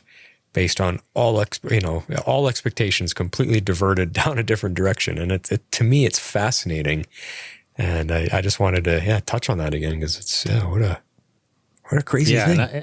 And I think they have, based on the secrecy of the season, they have a whole other twist. That's going to happen in this season. That's going to even take it in a different direction we're not expecting either. Yeah. And just add to it. Exactly. Exactly. And then, so to continue the final point of this podcast, our last episode before it premieres, I wanted to touch on the last thing you guys were talking about, which kind of connects to everything we're just going over, is the kind of the story arc here. Now that Baby Yoda is here to stay, and Mando's mission is now to find his people. We've talked about this show being all about the Mandalorian, and that adding Baby Yoda takes away a lot of the focus from Mando, but maybe not so much now that they're it's now a show about 2 instead of just one or the other. I really feel like it's going to be about the 2 of them. It's going to be about, like you just said, the bond between them growing. So we don't have to worry about focus being taken from Mando. It's the 2 of them now, which is great. And as any new characters that are rumored to be coming in, we're worried about the focus being taken from Mando from that as well. And I think we thoroughly went through each character and really described why the focus won't be taken away from them, which I think we did a good job there. But you guys brought it up again on your show, that the long-term storyline now, what are we seeing? Because I think we hypothesized last season that, you know what, now they've introduced Baby Yoda and we don't want him to take focus from Mando, so he's only going to be here for a season or 2. They'll find his plan. They'll answer that, and off he goes, and now Mando's going to continue on with the new mission. But will they find Baby Yoda's people and be done with that story, or will this get stretched out over many seasons, making that the overall story arc for the entire show? That's kind of where I'm leaning to. I think this is going to stretch out for however many seasons we have. I don't think we're going to find Yoda's species right away. I don't think we're going to get those answers. It's going to be a long, stretched out main quest with a whole bunch of side quests, kind of like what you get in an RPG game, like in a video game. You've got your main story mission that takes 52 hours to complete playing the whole game, but you do so many side quests along the way. I think that's what the show is going to be. It's all these side missions that they're going to be on together while they're trying to find Yoda's people. What do you think of all that? No, I actually think you're right.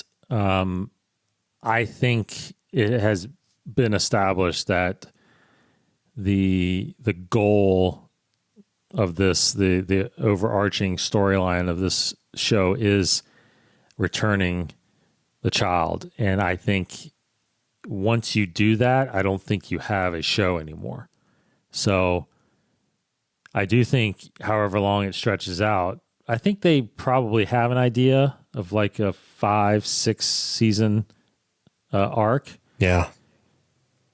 I think this ends with him fulfilling his mission. That's how I would like to see it played out. I think that's what they've set up. I think there's going to be a lot of crazy thing that happens in between. Yeah. And the thing about it is I still wouldn't rule out that he doesn't end up finding his species. Yeah. That's a possibility. Yeah. Yeah. And maybe it just ends with them kind of sticking together and they're just out there. You know, I don't know if, because I don't know. That's the thing. I just don't know if there isn't his group out there, as his species out there, how can you keep him a secret? And you know, does he, and I think this might have been mentioned on our show, but does he ever get wind of, you know, Luke or this Jedi Academy that's out there? Yeah. Does he ever just drop him off with Luke? I mean, Could you imagine that? Oh, there's the next show right there. Luke training Baby Yoda. Baby Yoda. Oh man. Yeah. Yeah. Cause I mean, we have talked about that as the idea of this force of Baby Yoda. Luke has to sense it. They sense every change in the force out there. Luke has to know about this somehow. So how can they avoid that? Because I can't see them bringing Luke Skywalker into this, but maybe they could. I mean, Mark Hamill loves Star Wars, and maybe he'd be willing to do it. Maybe he'd be willing to come on board and have, you know, make a guest appearance without stealing thunder from these two. He just makes a special appearance. How freaking awesome would that be? Very and much that so. would answer everything. That could give us the answers as to why none of this was brought up in the sequel trilogy. Like it, Yeah. you know, maybe Mando, based on your idea of they never find Baby Yoda's species, maybe Mando and him just disappear into another galaxy. Then that's it. They're gone. You know, something I just thought of that I don't know if we talked about this, but if we backtrack Baby Yoda's age, if he's 50 years old, this would make him born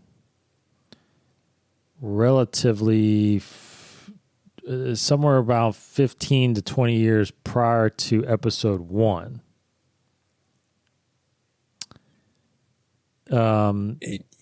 We did talk about this. We were talking about this with him being the counter to Anakin, Yeah. right? The light and the dark. Yeah. Yeah. But I'm also trying to think of, have we talked about whether or not,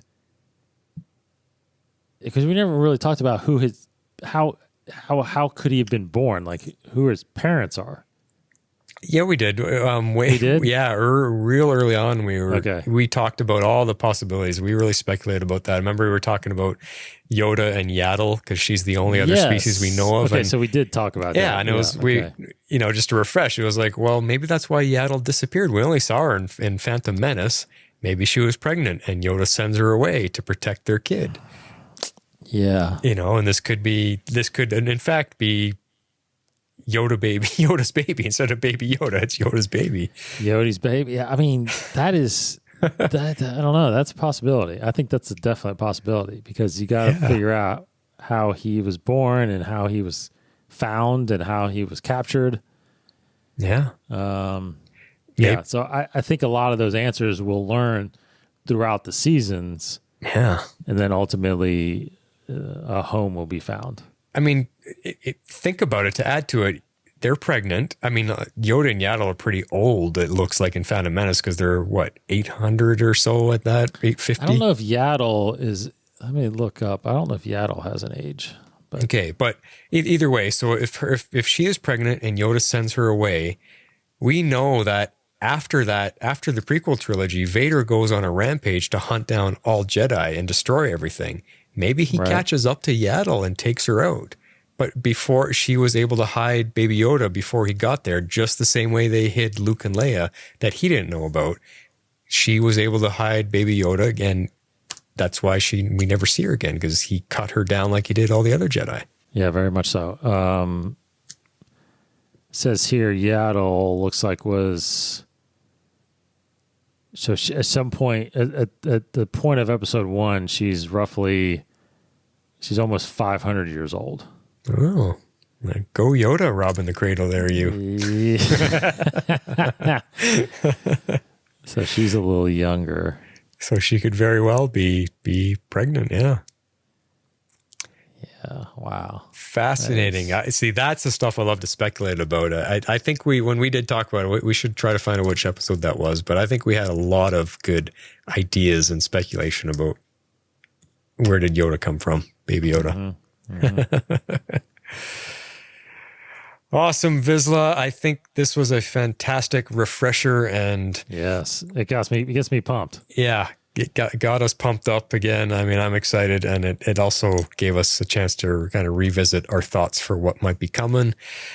And all of you listeners out there, we want to remind you about getting feedback in, because during the regular season, that's one of the big parts of the show for all our new listeners that are tuning in right now, that we take in feedback. We want you to send in voicemails and emails, and we get them on the show. We respond to every single one.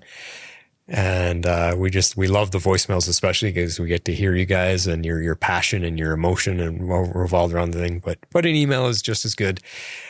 So to do that, it is themandalorepodcast at gmail.com. And I've got a little sound clip that'll kind of help you remember that. Here it is. If you'd like to be a part of the show, you can send in feedback to themandalorepodcast at gmail.com. And also join our Facebook group. Otherwise, if you don't, we'll put a bounty on your head. And that still stands. There will be a bounty on your head.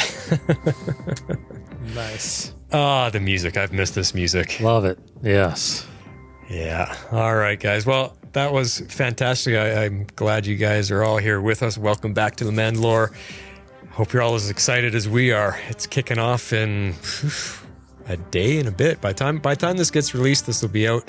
It is actually Wednesday night, but it'll come out to you Thursday morning. And yeah, you're a day away.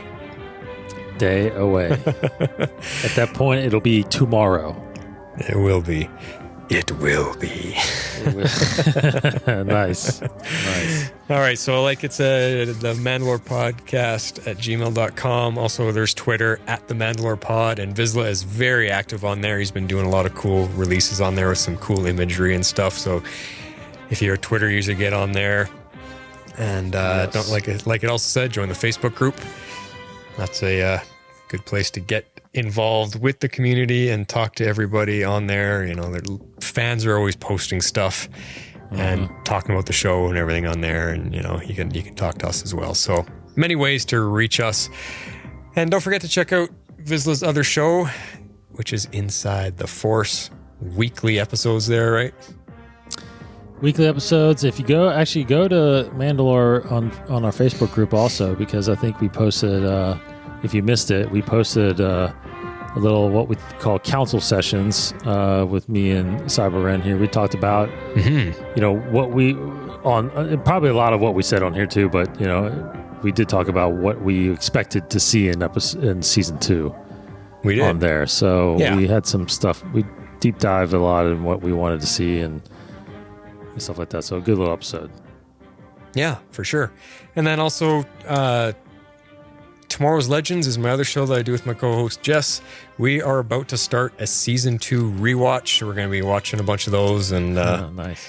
going over some of the thoughts about seasons 1 and 2 being probably the better seasons of that show. It seems to have been losing itself a little bit lately, but I mean, we still love it. We still podcast about it. But yeah, that show doesn't come back until we have no idea. I mean, Flash and Supergirl or whatever, I think are coming back in January, February, and Legends isn't back until like May or something like that. So it's ridiculously a long hiatus. So we're going to do a season 2 rewatch.